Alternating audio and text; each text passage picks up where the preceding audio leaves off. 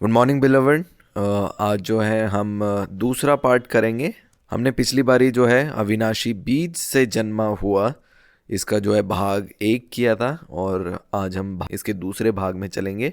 और संक्षेप में मैं आपको बताऊंगी पिछली बारी हमने क्या सीखा था और क्या कारण है ये लेने का। क्योंकि बहुत सी बारी लोग जो है पुत्रत्व के बारे में सुनते हैं, उनको लगता है कि शायद ये कोई नई शिक्षा है। और जब हम लोगों को अक्सर पुत्रत्व के बारे में बताते हैं तो अक्सर लोग पूछते हैं कि ये क्या है, क्योंकि उन्होंने सुना नहीं इसके बारे में। हालांकि सुसमाचार यही है कि मैं और आप उसके पुत्र हैं। तो ये सरलता है उस सच्चाई की। और जितने लोग आज हमें ऑनलाइन सुन रहे हैं, इस वीडियो के नीचे एक लिंक है जिसमें आपको पीडीएफ फाइल मिलेगी जो जितने भी आज वचन हम पढ़ेंगे, और आप उसे देख सकते हैं जैसे आज हम वचन में आगे जाएंगे। और इसको सरल बनाने के लिए अगर हमें समझना है कि अगर सेब का बीज है, आपको मालूम है वो सेब ही उत्पन्न करता है। क्योंकि एक बारी जब सेब का बीज भूमि पे गाड़ा जाता है और जब वो बीज मरता है तो वो सेब के फल ही उत्पन्न करता है। वैसे ही संतरे का बीज संतरे के फल को उत्पन्न करता है। वैसे ही यीशु मसीह को वचन में कहा गया कि वो अविनाशी बीज है। तो जैसे हमारा नया जन्म हुआ, आपको मालूम है वो जन्म हमें उस अविनाशी बीज के द्वारा मिला। और हमने सीखा पहले पतरस में कि कैसे वो जो अविनाशी बीज है उसको परमेश्वर का वचन है। तो लिखा है जो परमेश्वर के वचन के द्वारा उस अविनाशी बीज के द्वारा जन्म पाया है उसमें मृत्यु की प्रभुता नहीं है। वो कभी भी नाश होने वाला बीज नहीं है। और मनुष्य को दूसरे हाथ में कहा गया कि वो एक घास के समान है, लेकिन जो परमेश्वर का वचन है वो हमेशा के लिए स्थायी है। और वैसे ही उसी अविनाशी बीज के द्वारा जो वचन है उसके द्वारा मैंने और आपने वो नया जन्म प्राप्त किया है। और अभी हम सीधा बीज के विषय में जाएंगे, जैसे पिछले हफ्ते हमने वहीं पे समाप्त किया था। क्योंकि हमने देखा सुसमाचार में कि यीशु मसीह कैसे स्वर्ग के राज्य को जब भी बताना है तो वो बीज का एक दृष्टांत लेते हैं कि कैसे जो बीज बोने वाला है वो जो है बीज बोता है। और वहाँ पे अलग अलग प्रकार की भूमि के बारे में लिखा है। और आप सब जितने भी लोग वचन को सुन रहे हैं, क्योंकि जब हम वचन को सुन रहे हैं इससे क्या हो रहा है, वो जो बीज है वो वचन के जो बीज है वो आपके हृदयों में बोए जा रहे हैं। वो आपके प्राण में, आपके मन में वो बोए जा रहे हैं और आप समझ रहे हैं, आप जाग रहे हैं अपनी पहचान में। और अब जब वो वचन, वो जो अविनाशी बीज है, जो वायदे हैं, जब वो आपके प्राणों में गिर रहे हैं तो कल्पना करें वो बीज क्या उत्पन्न करेंगे। वो जीवन को उत्पन्न करेंगे, क्योंकि वो अविनाशी बीज है। और यही सुंदरता है परमेश्वर के जीवित वचन की। हम पढ़ेंगे मरकुस का सुसमाचार 4 अध्याय और उसका 26 वचन पढ़ेंगे।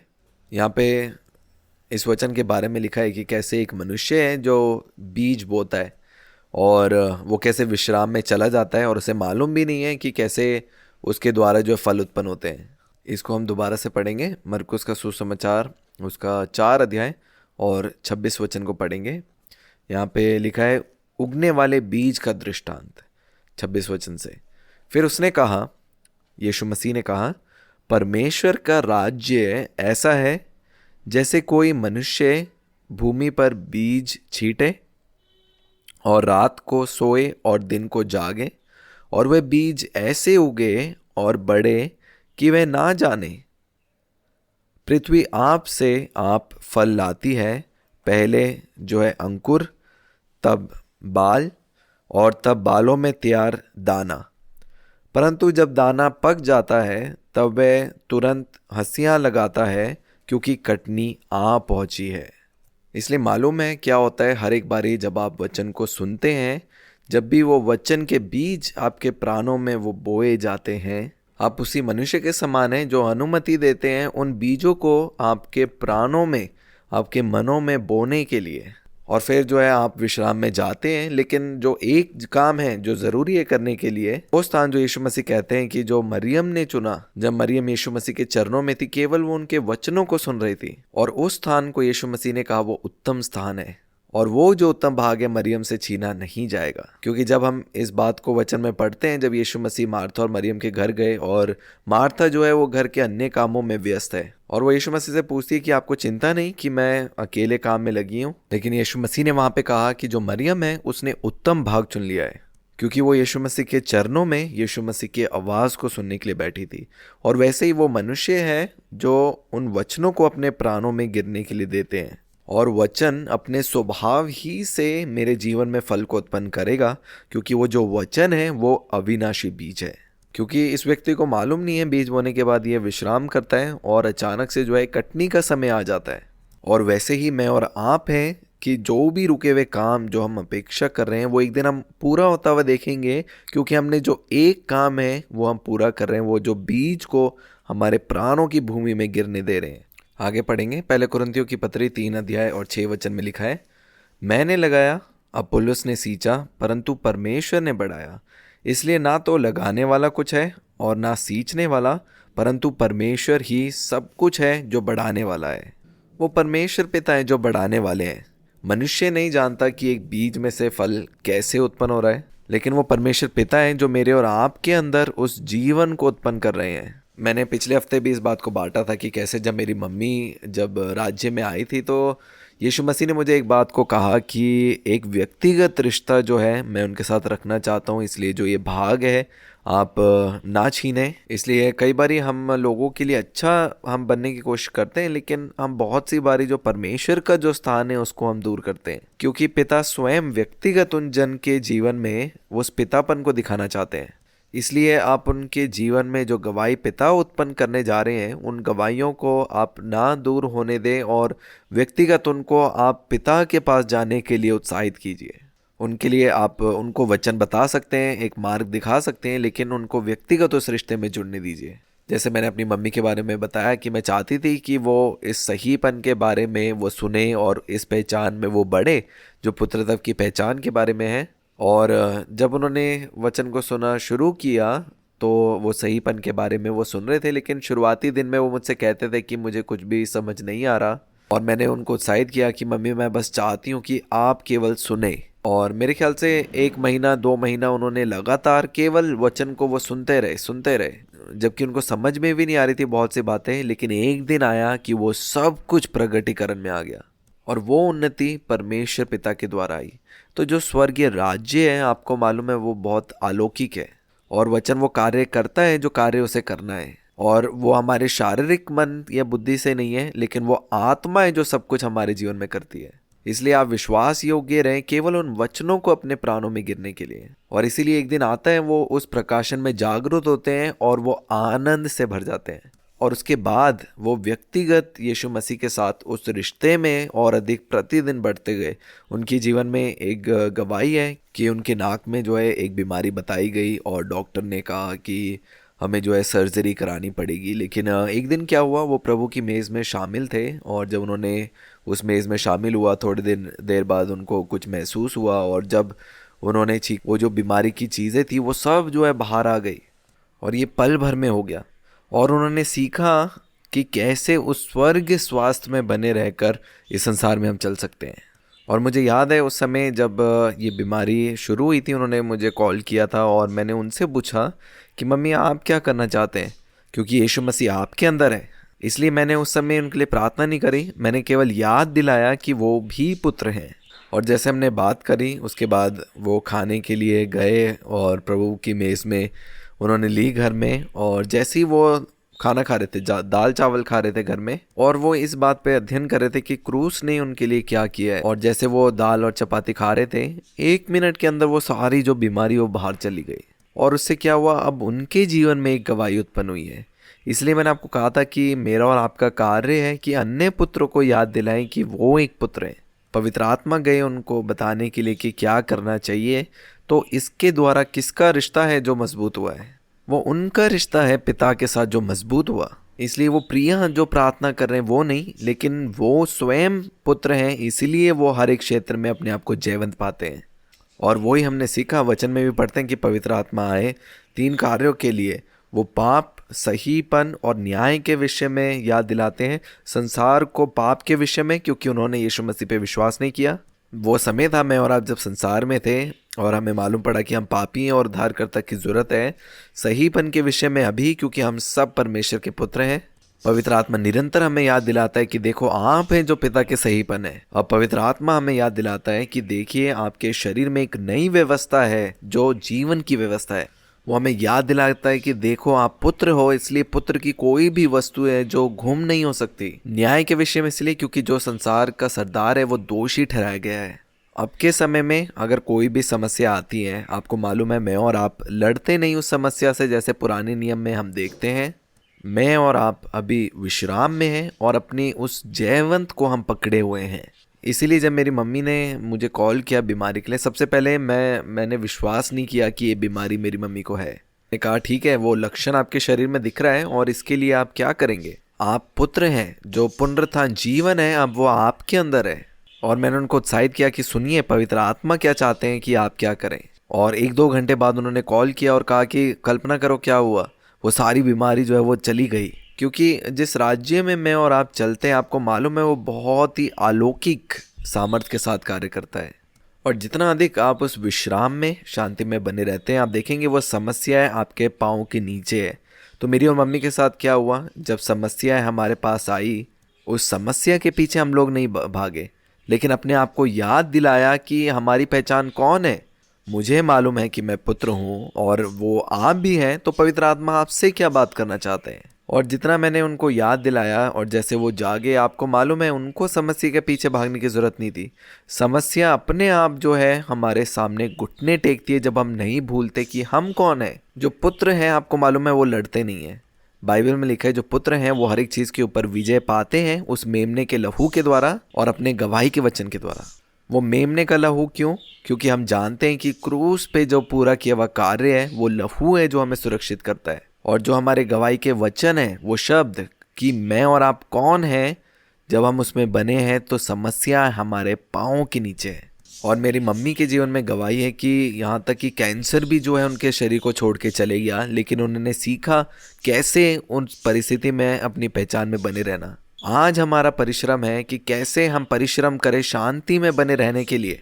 उन चीज़ों को ठीक करने की कोशिश ना करें जो पहले से ठीक है, क्योंकि एक लड़ाई जो लड़ी जा चुकी है, दुष्ट हारा हुआ है, उसे बार बार लड़ने की ज़रूरत नहीं है। आपको मालूम है मैं पहाड़ों से अंगीकार करती हूँ हटने के लिए, लेकिन अपने जीवन के लिए नहीं। दूसरे लोग आते हैं उनके लिए प्रार्थना करती हूँ, लेकिन मैं अपने जीवन में मैं विश्राम में बनी रहती हूँ, क्योंकि मैं जानती हूँ कि मैं कौन हूँ। क्योंकि पूरा सृष्टि जानती है, आपको मालूम है पूरे आत्मिक वातावरण को मालूम है कि जो लड़ाई है वो पुत्र के द्वारा विजय हो चुकी है। और शैतान नहीं चाहता कि इस सत्य में मैं और आप जागें, क्योंकि अगर हम इस सत्य में जाग जाएंगे कि हम कौन हैं, तो वो हमें कभी नहीं भरमा सकती। ऐसी बहुत सी गवाहियाँ हैं जो हमारे जीवन में उत्पन्न हुई हैं जब हमने केवल उस विश्राम के स्थान से नहीं उठे, उस विश्राम के स्थान में बने रहे। मैंने एक गवाही बांटी थी कि कैसे एक बारी मेरा जो लैपटॉप है वो कहीं ऑटो में छूट गया था, और उस समय में मैं हैदराबाद जा रही थी और मेरा जो लैपटॉप है वो रिक्शे में रह गया था। और सारी जो बातें हैं वो मेरे मन में चिंता उत्पन्न कर रही थी कि उस लैपटॉप के पीछे जाओ, और सारी चीज़ें जो हैं इसी चीज़ के बारे में वो बोल रही थी मुझे। लेकिन मुझे पता है कि मैं पितापन में हूँ, मेरे परमेश्वर पिता मेरे साथ हैं। और क्या हुआ, क्योंकि वो जो रिक्शा वाला उनके मन में परमेश्वर पिता ने डाला, उसने मुझे घर से उठाया था, तो उसको मालूम था कि मेरा जो घर है वो कहाँ पे है, मैं कहाँ रहती हूँ। और उस समय मैं केवल विश्वास से प्लेन में चढ़ी, मैंने अपनी जो फ्लाइट टिकट कुछ भी कैंसिल नहीं करी। और 3 घंटे बाद जब मैं पहुंची, आपको मालूम है वो बेच सकता था उस लैपटॉप को और वो उसका पैसा इस्तेमाल कर सकता था, लेकिन उनके मन में वो इच्छा हुई कि वो वापस जाकर उस लैपटॉप को मेरे घर छोड़े। और उस समय में जब सारी चीज़ें जो है नकारात्मक चीज़ें मेरे पास आ रही थी और वो चाह रही थी कि कैसे मैं उसके पीछे भागूं, चिंता के पीछे, क्योंकि पुत्र जो हैं वो भागते नहीं हैं, एक झूठ है वो जो चिंता के रूप में आया है। मैंने केवल अपने आप को याद दिलाया मैं कौन हूँ, मैं विश्राम में बनी रही, क्योंकि वचन में लिखा है, आपको मालूम है आप सब कुछ जो आपके बारे में वो एक है यीशु मसीह के साथ। मतलब सारी जो सृष्टि है वो मेरे और आपकी सेवा के लिए है। इसलिए उस समय में क्या हुआ, दुष्ट जो है चिंता लेकर आया कि मैं टिकट कैंसिल कराऊं, और हो सकता है उस समय मेरे को लैपटॉप मिल जाता और पैसों का नुकसान होता कुछ। लेकिन शैतान क्या करता है, हमारे आनंद को चुराने वाला है। लेकिन जिस समय समस्या आई, मैं उसके पीछे भागे नहीं, मैं शांत रही और वो चीज़ अपने आप मुझे मिल गई।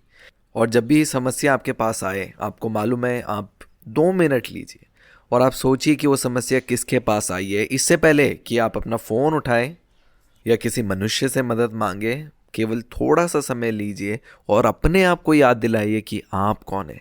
और फिर जब आप इस बात में जागेंगे कि आप कौन है, उस जल्दबाजी में आपने कोई निर्णय नहीं लिया, एक शांत मन के साथ फिर आप देखेंगे कि आप वो निर्णय लेंगे जो पुत्र की पहचान से है, और वो यीशु मसीह है। यीशु मसीह कभी भी उतावली में नहीं थे, उनको मालूम था हर एक परिस्थिति में कि वो कौन है। इतनी समस्या यीशु मसीह के पास आई, उनका हल जो था वो यीशु मसीह की पहचान से था कि वो कौन है। जब लाजर मरा, यीशु मसीह का पुनरुत्थान और जीवन मैं हूँ। जब घटी आई, जीवन की रोटी मैं हूँ। हर एक समस्या का हल पुत्र है। मेमने का लहू और हमारे वचन की गवाही से हम जयवंत हैं। आइए हम और अधिक हम लोग जो बीज का महत्वपूर्णता है उसके बारे में पढ़ेंगे। लूका का सुसमाचार उसका 8 अध्याय और 4 वचन। यहाँ पे हम बीज बोने वाले दृष्टांत के बारे में हम लोग फिर से सीखेंगे। यहाँ पे लिखा है, हम पढ़ेंगे इसके 4 वचन से। जब बड़ी भीड़ इकट्ठी हुई और नगर नगर के लोग उसके पास चले आते थे, तो उसने दृष्टांत में कहा, एक बोने वाला बीज बोने निकला। बोते हुए कुछ मार्ग के किनारे गिरा और रोंदा गया, और आकाश के पक्षियों ने उसे चुग लिया। कुछ चट्टान पर गिरा और उपजा, परंतु तरी ना मिलने से सूख गया। कुछ झाड़ियों के बीच में गिरा और झाड़ियों ने साथ साथ बढ़कर उसे दबा दिया। कुछ अच्छी भूमि पर गिरा और उगकर 100 गुना फल लाया। ये कहकर उसने ऊंचे शब्द से कहा, जिसके सुनने के कान हो वह सुन ले। आगे 9 वचन में लिखा है, उसके चेलों ने उससे पूछा कि इस दृष्टांत का अर्थ क्या है। उसने कहा, तुमको परमेश्वर के राज्य के भेद की समझ दी गई है, पर औरों को दृष्टांतों में सुनाया जाता है, इसलिए कि वे देखते हुए भी ना देखे और सुनते हुए भी ना समझे। अब बीज बोने वाले दृष्टांत का अर्थ ये है, बीज परमेश्वर का वचन है। मार्ग के किनारे वे हैं जिन्होंने सुना, तब शैतान आकर उनके मन में से वचन उठा ले जाता है कि कहीं ऐसा ना हो कि विश्वास करके उद्धार पाए।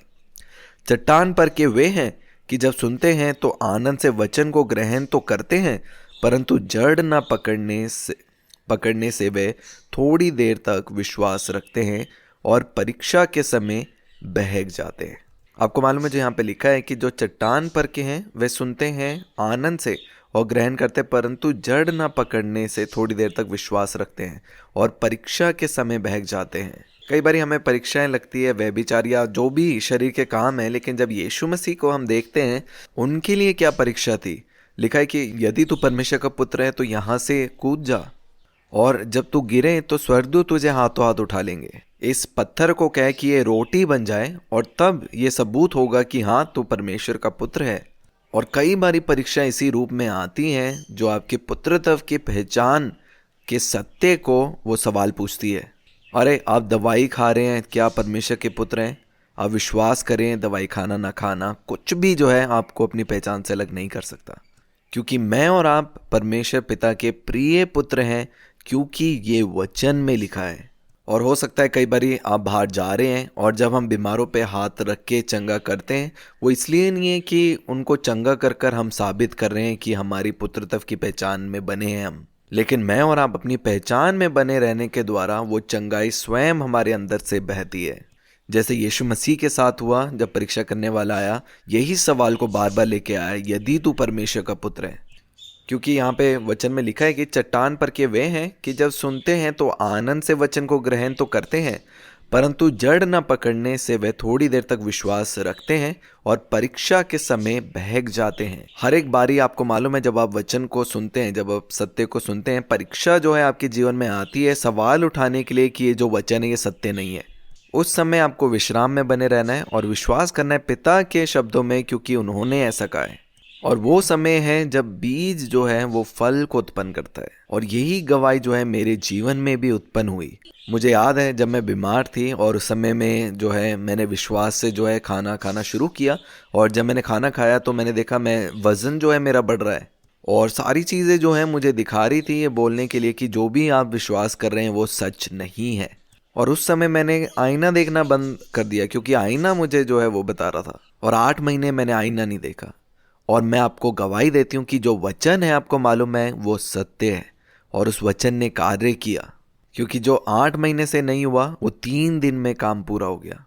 मेरा वजन जो है कम हो गया और उसके बाद बीमारी कभी भी लौट के नहीं आई। ये एक सामर्थ है जो बीज की सामर्थ है, परमेश्वर के वचन की सामर्थ है कि परमेश्वर का वचन सत्य है। क्योंकि अविनाशी बीज हमेशा बढ़ता जाएगा, क्योंकि उसमें कोई मृत्यु नहीं है और उसका फल जो है वो जीवन है।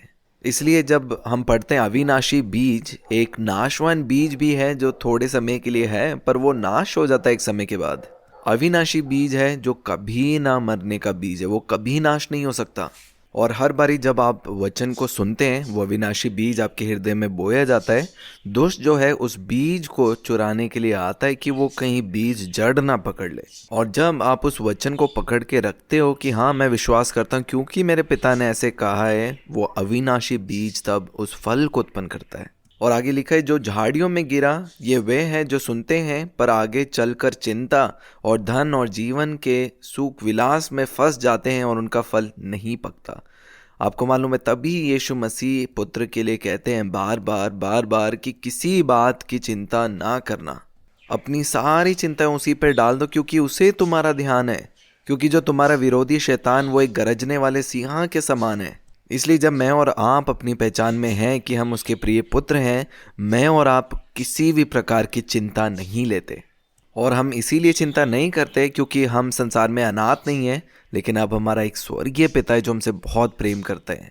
मत्ती के सुसमाचार 6 अध्याय में पढ़ते हैं कि कैसे लिखा कि जो अन्य जाति इस प्रकार से चिंता करती है क्योंकि उनके पास स्वर्गीय पिता नहीं है। लेकिन अब जब हम स्वर्गीय राज्य में आए हैं विश्वास के द्वारा, हमने जन्म पाया परमेश्वर पिता के द्वारा। इसीलिए जब हमारे पास परमेश्वर पिता हैं, हम किसी भी बात की चिंता नहीं करते। हम अपनी चिंताएं उसी पे डालते हैं क्योंकि परमेश्वर पिता को हमारा ध्यान है।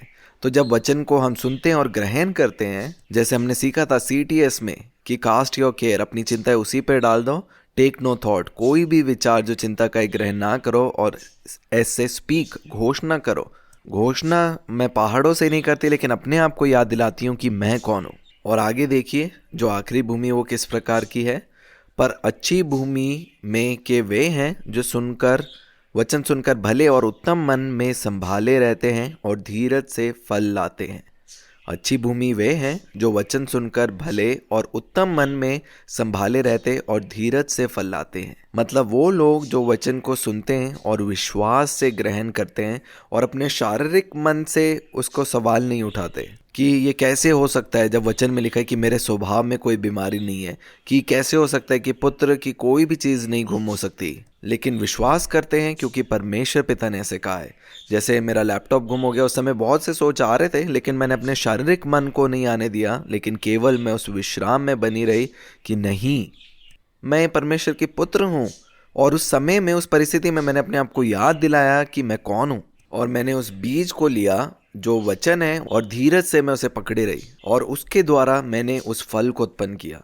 ये जो शब्द धीरज है उसका अर्थ यही है कि उस जगह में, उस स्थान में जो विश्राम का स्थान है, उस वचन को, जो सत्य वचन है, उसको पकड़ के रखना है क्योंकि वो कार्य जो है पूरा हुआ है। इसलिए विश्वास और धीरज के द्वारा हम वो सारी विरासत जो परमेश्वर पिता की ओर से हम प्राप्त करते हैं। इसलिए एक पुत्र की पहचान में हम उन वादों को पकड़कर हम धीरज से विश्राम में रहते हैं। बल्कि सारी चीजें जब आती हैं, परीक्षाएं, वो हमें कहती है कि करो करो करो, और मैं और आप केवल अपने उस स्थान में बने रहते हैं। और विश्राम का अर्थ ये नहीं है कि कुछ काम नहीं करना। यीशु मसीह जो है वो हमेशा व्यस्त रहे लेकिन वो मन में हमेशा विश्राम में थे।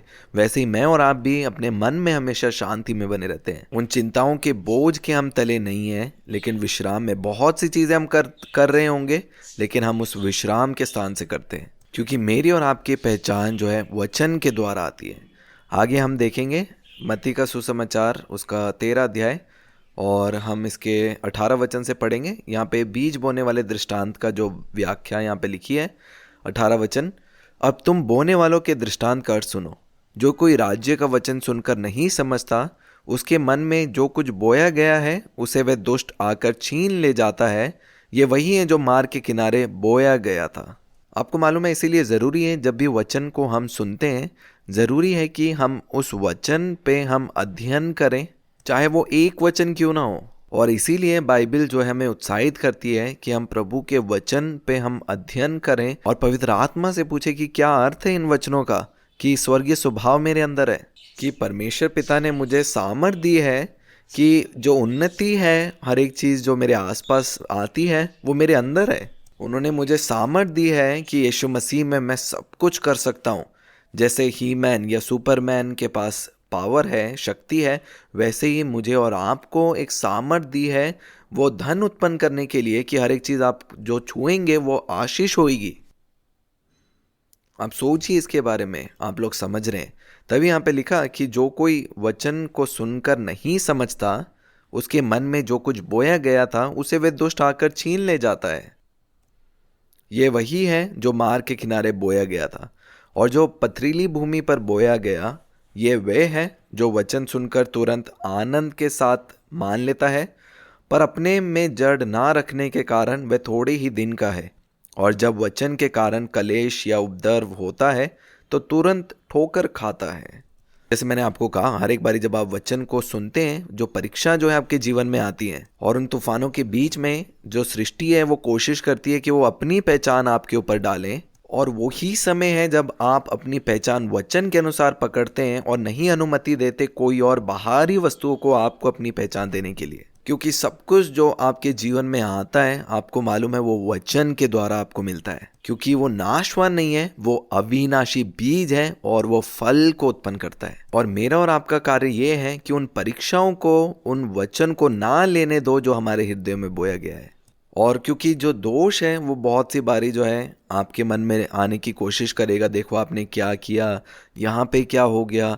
लेकिन कभी भी आप जाने कि आपकी जो पहचान है ना ही सृष्टि से, ना ही आपके शरीर से आपको मिलती है, लेकिन आप बने रहते हैं अपनी आत्मिक पहचान में। क्योंकि मेरी और आपकी पहचान आती है परमेश्वर पिता के वचन के द्वारा, क्योंकि उनका प्रिय पुत्र क्रूस पे चढ़ाया गया मेरे और आपके लिए। और अब वो जो सहीपन है मुझे विरासत के रूप में मिली है। और जितना अधिक हम विश्राम में रहते हैं इस सत्य में, सारी जो चीज़ें हमारे सामने घुटने टेकती हैं।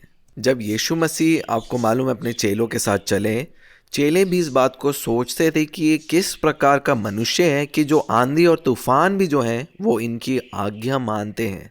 यीशु मसीह को साबित नहीं करने की जरूरत थी कि वो कौन है। और अब मैं और आप यीशु मसीह के साथ एक हैं। मुझे और आपको भी अब किसी को साबित करने की जरूरत नहीं है, क्योंकि आप विश्वास करें, सृष्टि भी जानती है कि पुत्र कौन है। क्योंकि सृष्टि भी इंतजार करती है पुत्रों के प्रगटीकरण का। सारा आत्मिक वातावरण जानता है कि आप कौन है। और आपको मालूम है, जितना अधिक मैं अपनी आत्मिक पहचान में बनी हूँ, जो प्राण और शरीर भी है वो उस आत्मिक पहचान से मेल खाएगा। बहुत सी बारी मेरे साथ हुआ है कि जो मैं हूँ, जो आप हैं, वो जो है आपके जीवन में गवाही को उत्पन्न करता है और आपको मालूम भी नहीं होता कई बारी। क्योंकि मेरे जीवन में यह गवाही है। मुझे मालूम है एक जगह ऐसी थी जहाँ पे जो है कार्य सही से नहीं हो रहे थे वहाँ पे, लेकिन जब मैं वहाँ पे गई और मैंने वहाँ पे कदम लिया, उसके अगले दिन जो पुलिस ने आकर उस दफ्तर में जो है उसको सील कर दिया। लेकिन आप देख रहे हैं कि पुत्र के द्वारा जो है चीज़ें आज़ाद होती हैं, और हो सकता है वो चीज़ें सालों से हो रही हो। और जब ये घटना घटी, मैंने अपने आप को देखा कि मैं कौन हूँ। और उसके बाद जो मेरा मन है उसको समझ में आया कि सच में कितनी सामर्थ है उस पहचान में जो मुझे यीशु मसीह के द्वारा मिली है। क्योंकि जब समस्या आती है, समस्याओं के पीछे हम नहीं भागते, लेकिन जो हम हैं, आपको मालूम है, वो कार्य करती है और हर एक समस्याओं का हल हमारे अंदर है। और जब ये बातें मुझे प्रकट हुई, आपको मालूम है, इस सत्य में मैंने और अधिक चलना शुरू किया। लेकिन मैं पिता का धन्यवाद करती हूँ कि मैं जानती हूँ कि मैं परमेश्वर पिता के द्वारा उत्पन्न हुई हूँ। क्योंकि मुझे किसी को भी साबित करने की जरूरत नहीं है, क्योंकि सारी सृष्टि, आत्मिक वातावरण जानता है कि मैं कौन हूँ। मेरा प्राण है जो प्रतिदिन उस जागरूकता में आ रहा है। मैं और आप अब जाग रहे हैं उस पहचान में जो हम पहले से हैं। क्योंकि बाइबल जो है एक आईने के समान है, और वो आपको ये नहीं दिखा रहा कि आप क्या बनने वाले, लेकिन वो आपको दिखाता है वो आईना कि आप अभी क्या हैं। और वचन जो है वो आईना है। हम भूल सकते हैं अपनी पहचान के विषय में, पर मेरा विश्वास कीजिए, पिता कभी नहीं भूलते कि हम कौन हैं। और ये कितना बड़ा विश्राम की बात है कि शायद हम भूल सकते हैं कि हम कौन हैं, लेकिन हमारा परमेश्वर पिता कभी नहीं भूलते कि हम उसके लिए कितने कीमती हैं। और यही अर्थ है उस अविनाशी बीज के द्वारा जन्म पाने का। आगे देखेंगे, हम पढ़ रहे थे मत्ती का सुसमाचार 13 अध्याय और 18 वचन को दोबारा पढ़ेंगे। अब तुम बोने वाले के दृष्टांत का अर्थ सुनो। जो कोई राज्य का वचन सुनकर नहीं समझता, उसके मन में जो कुछ बोया गया था उसे वह दुष्ट आकर छीन ले जाता है। ये वही है जो मार्ग के किनारे बोया गया था। और जो पथरीली भूमि पर बोया गया, ये वह है जो वचन सुनकर तुरंत आनंद के साथ मान लेता है, पर अपने में जड़ ना रखने के कारण वह थोड़ी ही दिन का है, और जब वचन के कारण कलेश या उपद्रव होता है तो तुरंत ठोकर खाता है। जो झाड़ियों में बोया गया, ये वह है जो वचन को सुनता है, पर इस संसार की चिंता और धन का धोखा वचन को दबाता है। आपको मालूम है, जितना अधिक हम पुत्र के पहचान में जागते हैं और पहचानते हैं कि सब कुछ जो हमारे लिए वो हमारे पास है, क्योंकि जिस दिन आदम ने पाप किया, भले बुरे के ज्ञान के वृक्ष का फल ने हमारे प्राणों पे प्रभाव किया। और जितना अधिक अब हम वचन को सुनते हैं, वो जीवन के बीज है जो हमारे अंदर बोए जाते हैं परमेश्वर पिता की ओर से। वो एकपन के बीज, जीवन के बीज है जो बोए जाते हैं। भरपूरी का मन जो है वो हमारे अंदर आ रहा है, और हर एक घटी का जो सोच और विचार है वो जा रहा है हमारे अंदर से। मैंने बहुत शुरुआती दिन में अपने जीवन में ये निर्णय लिया था कि मैं कभी भी जो है धन की सेवा नहीं करूँगी। हो सकता है एक तोहफा, एक अच्छी नौकरी आपको मिल सकती है, लेकिन वही जो तोहफा यीशु मसीह के द्वारा आपको मिला है, उसी में आप इतना व्यस्त हो सकते हैं कि आप भूल सकते हैं अपने उस रिश्ते को। इसलिए आपको वो समझ के आत्मा से चलना है, अपनी पहचान में आपको बने रहना है। जैसे वचन में पढ़ा है कि जो चिंताएं हैं वो जो आकर जो है वचन के बीज को दबा देती हैं। और मैंने अपने जीवन में देखा है कि मैं जो हूँ वो परमेश्वर के पुत्र हूँ, और मुझे मालूम था कि मैं कुछ भी खो नहीं सकती। और कोई भी चीज़ अगर मेरे समय को वो व्यस्त रखती है या परमेश्वर से दूर रखती है, मुझे मालूम था कि कहाँ पे नहीं बोलना है।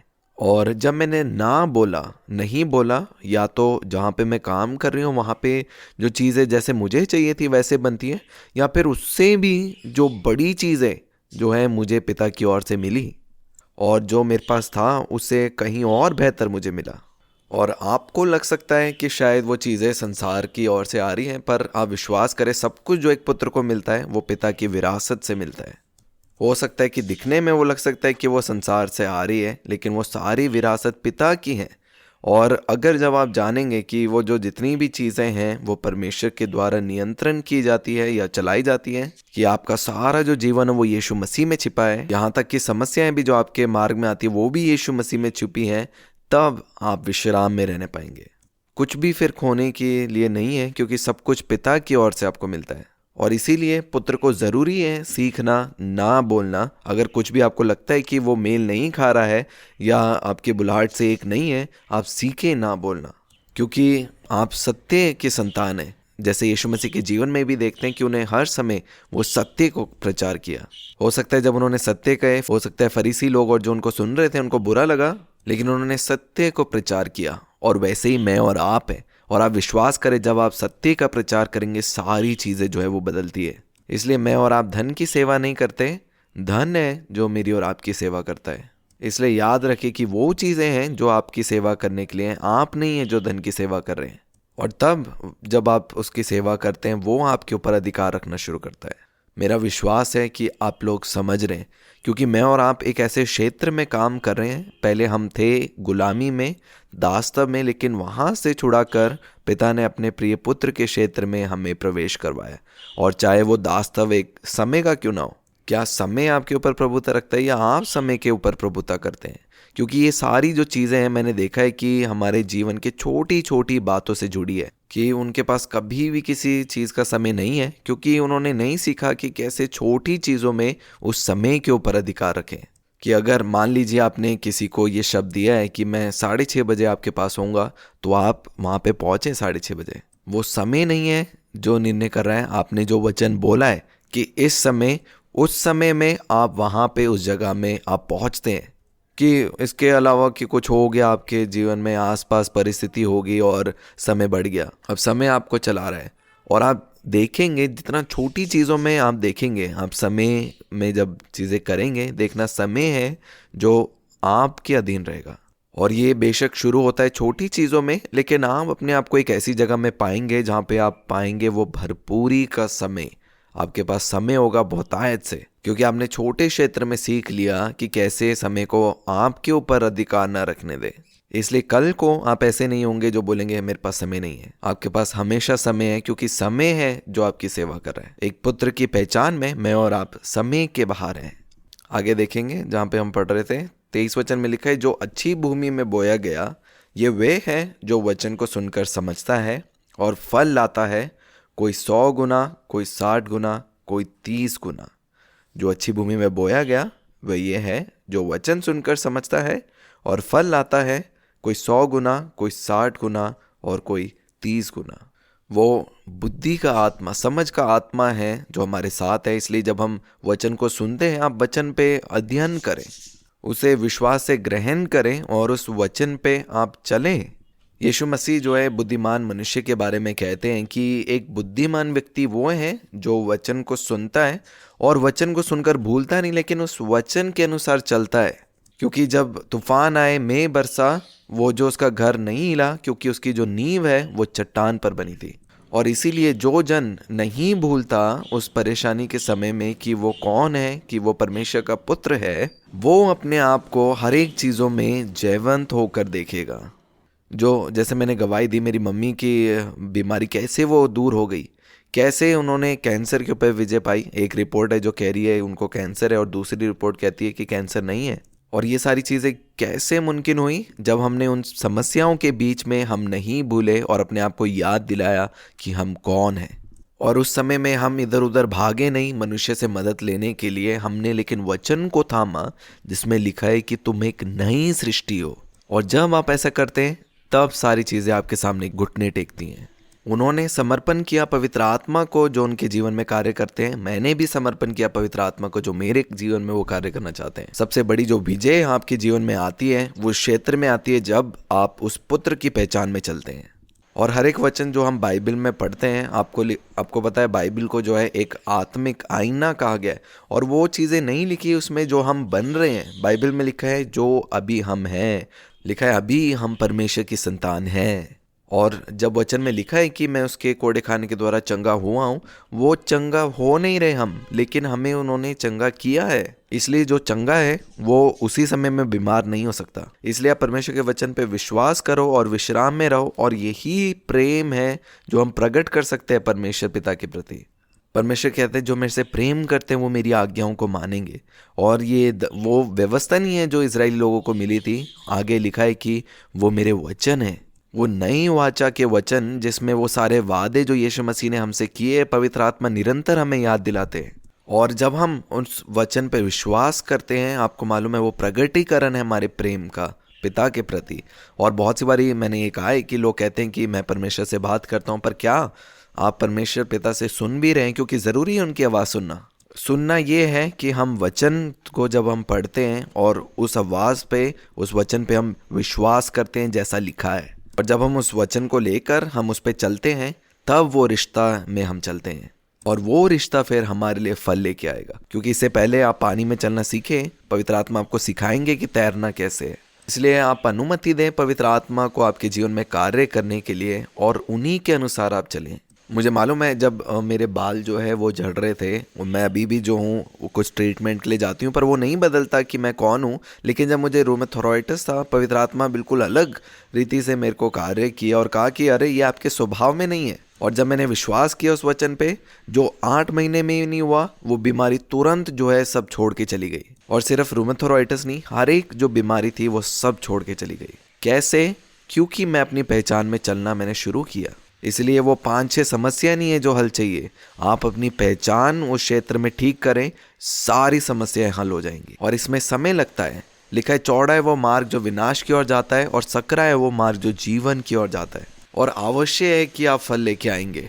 क्योंकि जिस क्षण आदम और हवा ने वो भले बुरे के ज्ञान का वृक्ष का फल खाया, उसके द्वारा जो हमारा मन है, हमारा जो प्राण, हमारी सोच जो है वो गड़बड़ी में आ गई। क्योंकि हर एक चीज़ें जो हम देखते हैं, चाहे हम इंटरनेट में ढूंढते हैं, सारी वो जो बातें हैं वो हमें बताती है क्या सही है क्या गलत है। और वो मृत्यु के बीज हैं जो हमारे प्राणों में बोए जाते हैं। और अब हम वहाँ से बाहर आ रहे हैं और अब हम उस जीवन के वृक्ष से चल रहे हैं। और ये कैसे होगा? जब आप अपने आप को उस नए गूगल से सीखेंगे, वचन को, उनके जो परमेश्वर पिता के वचन है उनको आप अपने प्राणों में गिरने दे रहे हैं। विश्वास करें उन वचनों में। क्योंकि एक व्यवस्था है जो पाप और मृत्यु की व्यवस्था है, वैसी अब जीवन की व्यवस्था है और वो फल को उत्पन्न करेगी क्योंकि वो एक व्यवस्था है। इसलिए आपकी भी गवाही यही है कि आपसे गलती हो गई, लेकिन उस समस्या के बीच में भी वो सारी जो समस्या है वो उसका हल जो है आपको मिला। क्योंकि जैसे व्यवस्था पाप और मृत्यु की थी, जब आप अच्छा काम करते थे या बुरा काम करते थे आप उसी व्यवस्था के अंदर थे, लेकिन यीशु मसीह देहधारी होकर आए और वे क्रूस पे चले गए। अब यीशु मसीह में मैं और पिता की सहीपन है। हो सकता है शरीर में पाप आए, लेकिन हम पाप जो है हमारे ऊपर प्रभुता नहीं रखता, हम हैं जो उसके ऊपर प्रभुता रखते हैं। और आप देखेंगे वो फल जो है जीवन का उत्पन्न होएगा, क्योंकि जीवन की व्यवस्था आपके लिए काम कर रही है।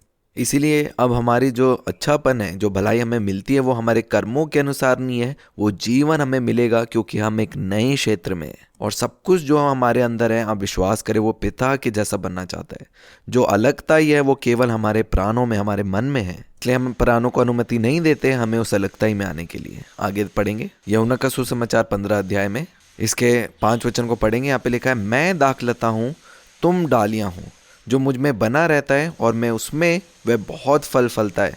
जैसे अभी हमने बीज का दृष्टांत लिया, जो बीज हमारे हृदय में बोया जाता है, उसी की तुलना यहाँ पे क्या है, दाखलता से की गई है। और यहाँ पे लिखा गया है कि मैं दाखलता हूँ, तुम डालियाँ हो। जो मुझ में बना रहता है और मैं उसमें, वह बहुत फल फलता है, क्योंकि मुझसे अलग होकर तुम कुछ भी नहीं कर सकते। यदि कोई मुझ में बना ना रहे तो वह डाली के समान फेंक दिया जाता है और सूख जाता है, और लोग उन्हें बटोर कर आग में झोंक देते हैं और वे जल जाती हैं। यदि तुम मुझ में बने रहो और मेरा वचन तुम में बना रहे, वो वचन जो है वो बीज है, वो अविनाशी बीज परमेश्वर का वचन है। तभी यहाँ पे लिखा है, अगर मेरा वचन जो है तुम में बना रहे, जब मेरा वचन तुम्हारे अंदर घर बना ले और उस वचन पे विश्वास करके हम विश्राम में बने रहते हैं, उसे एकपन में।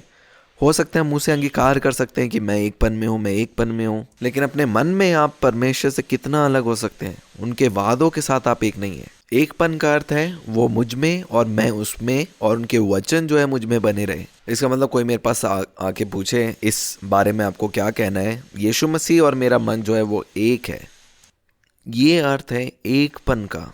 इसीलिए यीशु मसीह ने कहा कि जो मैं बोलता हूँ ये मेरे वचन नहीं लेकिन पिता के वचन है, जो मैं करता हूँ ये मेरे काम नहीं पिता के काम है। किसी भी प्रकार का अलगपन नहीं है यीशु मसीह की बातों में। और आगे लिखा, यदि तुम मुझ में बने रहो और मेरा वचन तुम में बना रहे तो जो चाहे मांगो और वह तुम्हारे लिए हो जाएगा। जो कुछ तुम चाहे मांगो वह तुम्हारे लिए हो जाएगा। एकपन के बारे में है ये। अब आप मांग रहे हैं, आपको मिल रहा है, क्योंकि आप उस एकपन की जगह में हैं, उनके वचन आप में बने हैं। मेरे पिता की महिमा इसी से होती है कि तुम बहुत सा फल लाओ, तभी तुम मेरे चेले ठहरोगे। आपको मालूम है सारी चीज़ें आपके पास आएंगी आपके मन में, ये बताने के लिए कि आप यीशु मसीह के साथ एक नहीं हैं। देखिए आपने कल या परसों क्या किया, ये एकपन नहीं है। ये जो है ये शरीर के काम है, ये तो ईश्वरीय नहीं लग रहे। लेकिन हम इस मन को अनुमति नहीं देते हमें अलग करने के लिए यीशु मसीह से। मैं ना ही शरीर को बताने देती हूँ मैं कौन हूँ, या फिर इस संसार को कि मैं कौन हूँ। इसलिए जब मैं सुबह उठती हूँ मैं बोलती हूँ कि मैं और मेरे पिता एक है। सब कुछ जो मैं करती हूँ वो यीशु मसीह है मेरे अंदर से कर रहे हैं। जो वचन में बोलती हूँ वो आत्मा और जीवन है। और मैं ये सब घोषणा करती हूँ क्योंकि वचन में ऐसा लिखा है। और अगर मैं ऐसी कोई चीज़ देखती हूँ जो मेल नहीं खा रही, मैं उस बात पर विश्वास नहीं करती। मैं वचन पे विश्वास करती हूँ और फिर भी मैं अंगीकार करती हूँ, क्योंकि मेरी जो पहचान है वो शरीर से नहीं आती, वो वचन से आती है। और जितना अधिक आप ऐसा करेंगे आप देखेंगे हर एक चीज़ें जो आपके पास है वो मेल खाएगी फिर इस आत्मिक सत्य के साथ। और यही अर्थ है कि जब वचन आपके हृदय में बोया जाता है आप उस वचन को पकड़ के रखते हैं और चिंताओं को जो है उस वचन को चुराने नहीं देते। और जब आप उस वचन में बने हुए हैं, वो वचन है जो आपके लिए फल उत्पन्न करेगा। आइए हम आगे पढ़ेंगे यूहन्ना का सुसमाचार उसका 17 अध्याय हम जल्दी से पढ़ेंगे। जैसे मैं और पिता एक हैं, यीशु मसीह चाहते हैं कि मैं और आप भी यीशु मसीह के साथ एक हों। ये यीशु मसीह की प्रार्थना है चेलों के साथ क्रूस पे जाने से पहले। 17 अध्याय और 1 वचन से पढ़ेंगे। यहाँ पे लिखा है, यीशु ने ये बातें कही और अपनी आंखें आकाश की ओर उठाकर कहा, हे पिता ये घड़ी आ पहुंची है, अपने पुत्र की महिमा कर कि पुत्र भी तेरी महिमा करे, क्योंकि तूने सबको सब प्राणियों पर अधिकार दिया कि जिन्हें तूने उसको दिया है उन सब को वह अनंत जीवन दे। और अनंत जीवन ये है कि वह तुझ एकमात्र सच्चे परमेश्वर को और यीशु मसीह को जिसने तूने भेजा है जाने। मतलब ये एक रिश्ता, अनंत जीवन जो है एक रिश्ता है जिसमें हम परमेश्वर पिता को जानते हैं। जो कार्य तूने मुझे करने को दिया था उसे पूरा करके मैंने पृथ्वी पर तेरी महिमा की है। अब हे पिता तू अपने साथ मेरी महिमा उस महिमा से कर जो जगत की सृष्टि से पहले मेरी तेरे साथ थी। अब मैंने तेरा नाम उन मनुष्य पर प्रकट किया है जिन्हें तूने जगत में मुझे दिया है। वे तेरे थे और तूने उन्हें मुझे दिया है और उन्होंने तेरे वचन को मान लिया है। हम देखते हैं यहाँ पे कैसा रिश्ता है यीशु मसीह का और परमेश्वर पिता का, कि जो यीशु मसीह का है और पिता का है वो एक है, और वो वचन उन्होंने हमें दिए हैं। और अब वे जान गए हैं कि जो कुछ तूने मुझे दिया है वह सब तेरा और से ही है, क्योंकि जो वचन तूने मुझे दिए मैंने उन्हें उनको पहुंचा दिए और उन्होंने उनको ग्रहण किया है, उस वचन को हृदय में लिया है और सच सच जान लिया है कि मैं तेरी ओर से आया हूँ, और विश्वास कर लिया है कि तूने ही मुझे भेजा है। और आगे लिखा है इसके 9 वचन में, मैं उनके लिए विनती करता हूँ, संसार के लिए विनती नहीं करता, परंतु उन्हीं के लिए जिन्हें तूने मुझे दिया है, क्योंकि वे तेरे हैं और जो कुछ मेरा है वह सब तेरा है और जो तेरा है वह मेरा है और इनसे मेरी महिमा प्रकट हुई है। मैं अब जगत में ना रहूँगा परंतु ये जगत में रहेंगे और मैं तेरे पास आता हूँ। हे पवित्र पिता, अपने उस नाम से जो तूने मुझे दिया है उनकी रक्षा कर कि वे हमारे समान एक हो। जब मैं उनके साथ था तो मैंने तेरे उस नाम से जो तूने मुझे दिया है उनकी रक्षा की। मैंने उनकी चौकसी की और विनाश के पुत्र को छोड़ यहूदा इस्करियोती उनमें से कोई नष्ट नहीं हुआ, इसलिए कि पवित्र शास्त्र में जो कहा गया वह पूरा हो। अब मैं तेरे पास आता हूँ और ये बातें जगत में कहता हूँ कि वे मेरे आनंद अपने में पूरा पाएं। मैंने तेरे वचन उन्हें पहुँचा दिए और संसार ने उनसे बैर किया, क्योंकि जैसा मैं संसार का नहीं वैसे ही वह भी संसार के नहीं। आप अपना मन बनाइए, क्या अभी आप संसार में हैं? लेकिन क्या आप इस संसार के हैं? मैं और आप इस संसार में हैं पर हम इस संसार के नहीं हैं। तभी यहाँ पे वचन में लिखा है, मैंने तेरे वचन उन्हें पहुँचा दिए हैं और संसार ने उनसे बैर किया, क्योंकि जैसा मैं संसार का नहीं वैसे ही वह भी संसार के नहीं। मैं इस बात पर विश्वास करती हूँ कि मैं और आप इस संसार में रहते हैं पर हम इस संसार के नहीं हैं, क्योंकि 15 वचन में लिखा है, मैं ये विनती करता हूँ कि तू उन्हें जगत से उठा ले, परंतु यह है कि तू उन्हें उस दुष्ट से बचाए रख। क्योंकि जब हम इस संसार में जी रहे हैं, इस समय हम संसार में हैं पर हम संसार के नहीं हैं। और इसके ऊपर मैं चाहती हूँ कि आप ध्यान दें, जो ये वचन है, अगला वचन यहाँ पे लिखा है, सत्य के द्वारा उन्हें पवित्र कर, तेरा वचन सत्य है। जैसे तूने मुझे जगत में भेजा वैसे ही मैंने भी उन्हें जगत में भेजा, और उनके लिए मैं अपने आप को पवित्र करता हूँ ताकि वे भी सत्य के द्वारा पवित्र किए जाए। आपको मालूम है पवित्रता का अर्थ है अलग किए हुए लोग। और क्या लिखा है, कैसे पवित्र करें उन्हें? लिखा है वो वचन के द्वारा पवित्र हुए। आपको मालूम है आप अपने आप को सब बातों में पवित्र रखते हैं, सब बातों से अलग करते हैं। आपको मालूम है कैसे? परमेश्वर के वचन के द्वारा। और आप कुछ बन नहीं रहे, लेकिन उस समय में केवल आप याद दिलाते हैं अपने आप को कि आप कौन हैं। जैसे मेरी मम्मी की बीमारी जब वो निकल गई, सिर्फ हमने याद दिलाया उन्हें कि वो कौन है।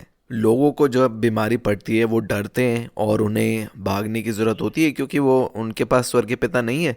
लेकिन मैं और आप उस शांति में रहते हैं क्योंकि हमें मालूम है कि हम कौन हैं और हम पवित्र आत्मा की सुनते हैं। इसलिए जब मेरी मम्मी को बीमारी हुई, मैंने सिर्फ उनको ये पूछा कि पवित्र आत्मा आपको क्या कह रहे करने के लिए, और हो सकता है कि वो हॉस्पिटल जाने के लिए कहते तो वो वैसे ही करते। लेकिन पवित्र आत्मा ने वहाँ पे अगुवाई की प्रभु की मेज़ लेने के लिए, और उस मेज़ में शामिल होने के द्वारा वो बीमारी छोड़ के चली गई।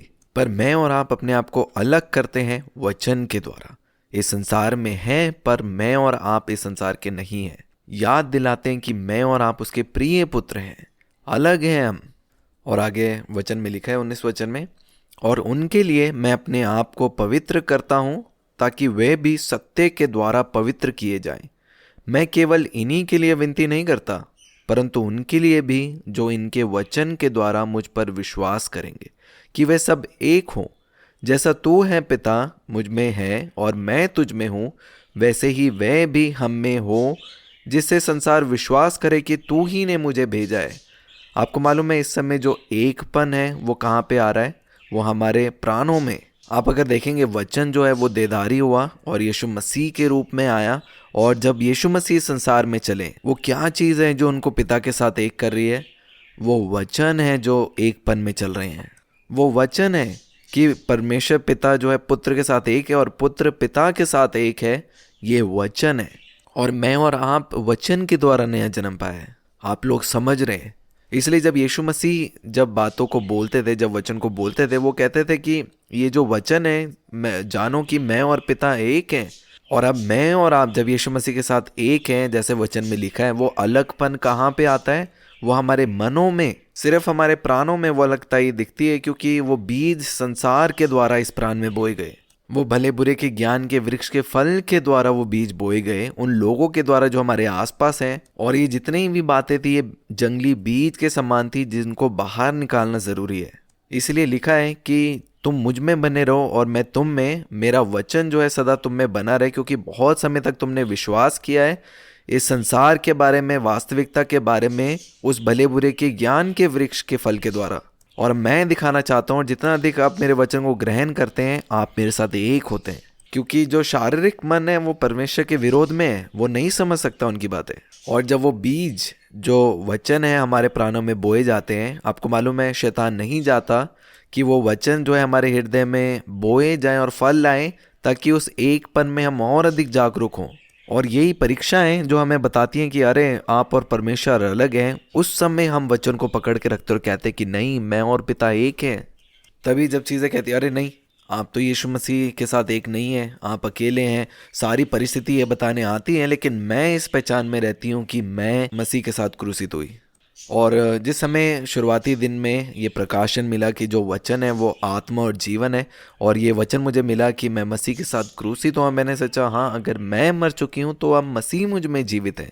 और मुझे याद है उस समय में जो है मैं किसी के घर में जा रही थी प्रार्थना करने के लिए। उन जन को जो है वो घुटनों में दर्द था, और वहाँ पे जाने से पहले ही वो कॉल मुझे आया, और मैं इस वचन पे मैं अध्ययन कर रही थी कि अब मैं जीवित नहीं हूँ, मसीह है जो मुझ में जीवित है। इसलिए जो भी अब शब्द निकलते हैं वो मैं नहीं, यीशु मसीह मेरे द्वारा बात कर रहे हैं। और मुझे याद है जब मैं उनके घर पहुंची तो उनको उनके घुटने जो हैं वो बहुत अलग तरीके से थे, और सिर्फ मैंने घोषणा करी कि घुटने जो है नए घुटने बन जाए। और मैंने देखा कि वो जो घुटना हिलना शुरू हो गया, और मैं जब अपनी आंखों से देख रही थी, मुझे खुद विश्वास नहीं हुआ कि वो क्या चीज़ है जो वहाँ पे सृष्टि में आ रही थी। और वो भी जो है उन अपने घुटने को बड़े ध्यान से देख रहे थे, चीज़ें हिलते हुए। और उसके बाद जो है मेरा प्राण इस बात को सीख रहा है कि आप कैसे ये चीज़ें कर सकते हो। और बहुत से ऐसे सवाल जो है मेरे प्राणों में आए, और एक सवाल मैंने पूछा कि कौन सा भाग है जो मर गया।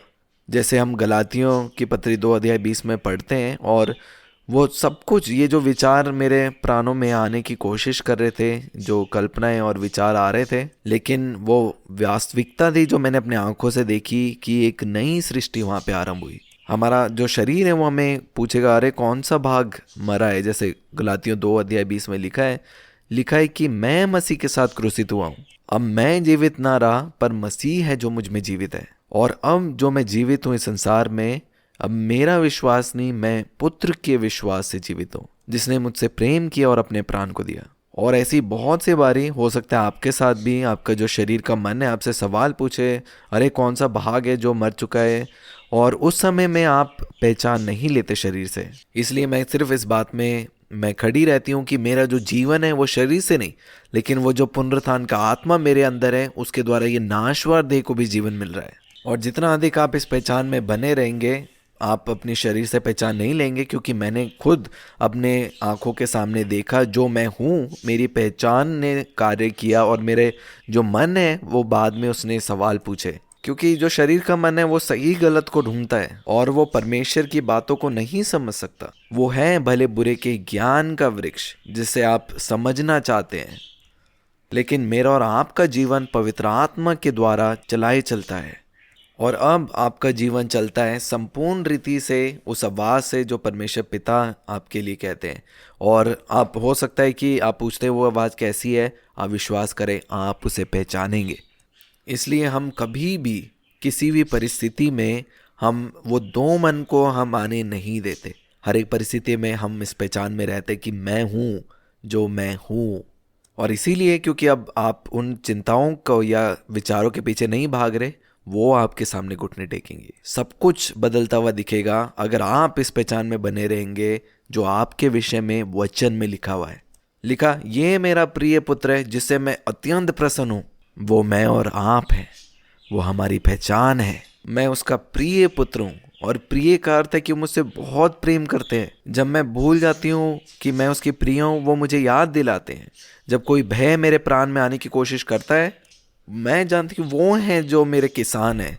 मैं अनुमति देती हूँ मेरे जीवन में कार्य करने के लिए, पर विश्वास करें, मैंने अपने जीवन के हर एक क्षेत्र में देखा है कि मैं कितना पितापन में हूँ, और उनका प्रेम बहुत बहुत बढ़कर है उन हर एक भय से, हर एक झूठ से जो शायद मैंने विश्वास किए हैं, और उनका प्रेम है जो सामर्थ्य है। यीशु मसीह मुझ में है। अगर कोई भी आपके खिलाफ आ रहा है, वो यीशु मसीह के खिलाफ आ रहा है, और इसी में हमें जागना है। कई बार हमें लगता है कि शायद वो व्यक्तिगत मैं हूँ, लेकिन यीशु मसीह है जो जीवित है। वो यीशु मसीह है जो बातचीत कर रहे हैं उस व्यक्ति के से जो आपके सामने बैठे हैं। यीशु मसीह है जो उन सभी कार्यों को पूरा कर रहे हैं। वो यीशु मसीह है जो मेरे और आपके अंदर जीवित है। और यही मर्म है बाइबल का कि जो पौलुस इस बात को लिखता है कि जो क्रूस है वो असलियत में चिन्ह है कि यीशु मसीह अब मेरे अंदर जीवित है।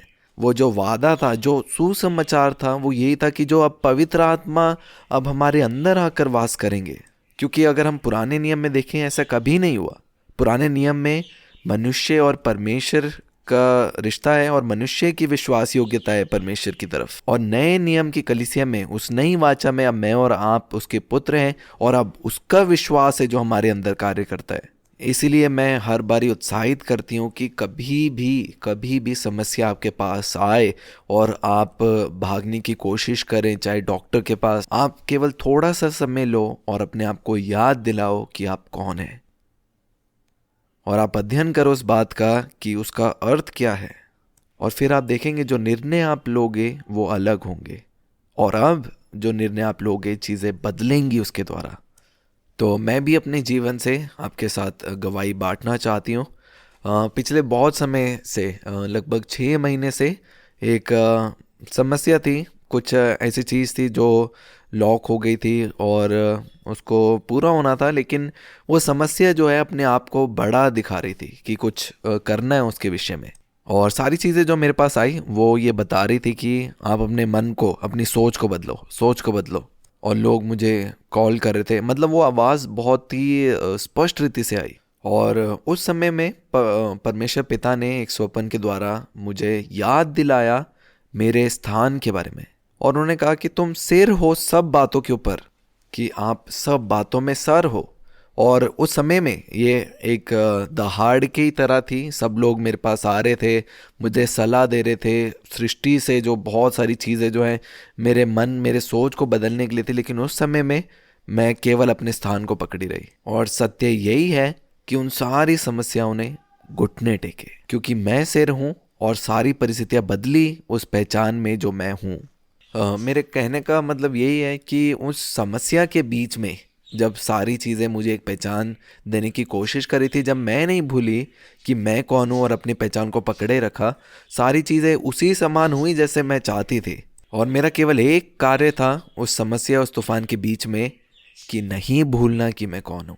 इसलिए उन सारी समस्याओं के बीच में मुझे मालूम था कि मुझे इन समस्याओं के पीछे भागने की ज़रूरत नहीं है, लेकिन केवल उस विश्राम में जो पिता के वचन है उसमें विश्वास करके विश्राम में बने रहना है। और जैसे ही मैंने ये किया, मैंने देखा कि वो जो सारी समस्याएं थी, तब उसने जो पुत्र है मेरे अंदर, उसके सामने उन्होंने घुटने टेक दिए, क्योंकि जो पुत्र है वो सब बातों में सर है।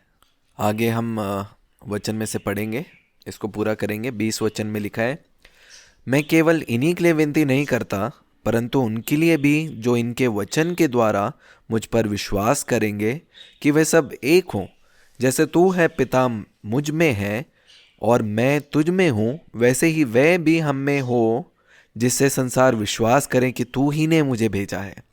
वह महिमा जो तूने मुझे दी, मैंने उन्हें दी, कि वे वैसे ही एक हो जैसे कि हम एक हैं, मैं उनमें और तू मुझ में, कि वे सिद्ध होकर एक हो जाएं, और संसार जाने कि तू ही ने मुझे भेजा, और जैसा तूने मुझसे प्रेम रखा वैसे ही उनसे प्रेम रखा। हे पिता, मैं चाहता हूँ कि जिन्हें तूने मुझे दिया, जहाँ मैं हूँ वहाँ वे भी मेरे साथ हो, कि वे मेरी उस महिमा को देखे जो तूने मुझे दी है, क्योंकि तूने जगत की उत्पत्ति से पहले मुझसे प्रेम रखा। हे सहीपन के पिता, संसार ने मुझे नहीं जाना परंतु मैंने तुझे जाना, और इन्होंने भी जाना कि तू ही ने मुझे भेजा है। मैंने तेरा नाम उनको बताया और बताता रहूँगा कि जो प्रेम तुझको मुझसे था वह उनमें रहे और मैं उनमें रहूँ। हम आगे चलेंगे, कुछ और वचनों को हम पढ़ेंगे और वापस हम यहाँ पे आएंगे। गलातियों की पत्री उसका 6 अध्याय और 7 वचन। यहाँ पे लिखा है, धोखा ना खाओ, परमेश्वर ठट्टों में नहीं उड़ाया जाता, क्योंकि मनुष्य जो कुछ बोता है वही काटेगा। क्योंकि जो अपने शरीर के लिए बोता है वह शरीर के द्वारा विनाश की कटनी काटेगा, और जो आत्मा के लिए बोता है वह आत्मा के द्वारा अनंत जीवन की कटनी काटेगा।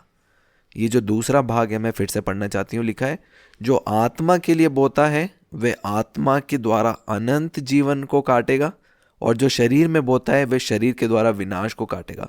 आपको मालूम है, बहुत सी बारी जब हम शरीर की बात करते हैं, एक पाप का विवेक है जो हमारे ऊपर आने की कोशिश करता है। लेकिन शरीर का मतलब केवल इतना ही नहीं है। अगर हम इसे ग्रीक में देखें, ग्रीक में जो शब्द है वो है सार, और इसका अर्थ है अक्सर जो निर्णय लिए जाते हैं अपने स्वार्थ के लिए या अपने शरीर के लिए, मतलब परमेश्वर के बिना और विश्वास के बिना जो कार्य किए जाते हैं। और इसीलिए जो शरीर के द्वारा काम उत्पन्न होते हैं वो परमेश्वर को प्रसन्न नहीं है। वो काम भी जो आदर के योग्य हो सकते हैं शरीर में, सरल भाषा में ये वो काम है जो परमेश्वर के बिना या विश्वास के बिना किए जाते हैं, जो खुद की सामर्थ्य या खुद के स्वार्थ के लिए किए जाते हैं। और ये निर्णय उस चीज़ से उत्पन्न होता है हम में जो परमेश्वर ने नहीं छुई और उसका परिवर्तन नहीं हुआ अभी तक। यह है परिभाषा शरीर की। शरीर का मतलब है कुछ भी विश्वास के बिना, कोई भी चीज़ जो परमेश्वर के बिना है या विश्वास के बिना है,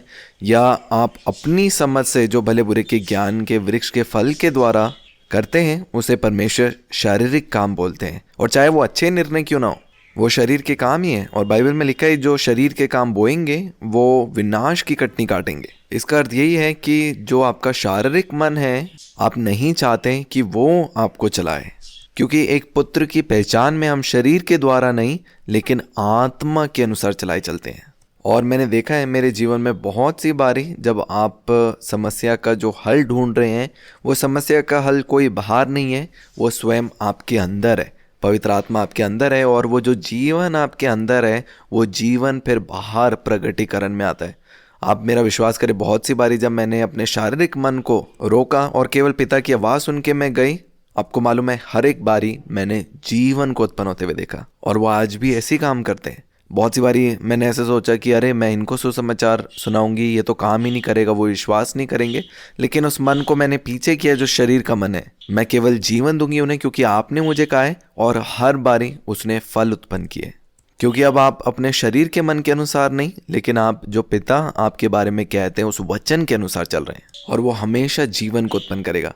जैसे मैं कहती हूँ, हर एक चीज़ जो आप विश्वास के बिना करते हैं वो पाप है। चाहे वो आपका रिश्ता है, आपका काम है, सारी जो चीज़ें हैं वो सब विश्वास के द्वारा है।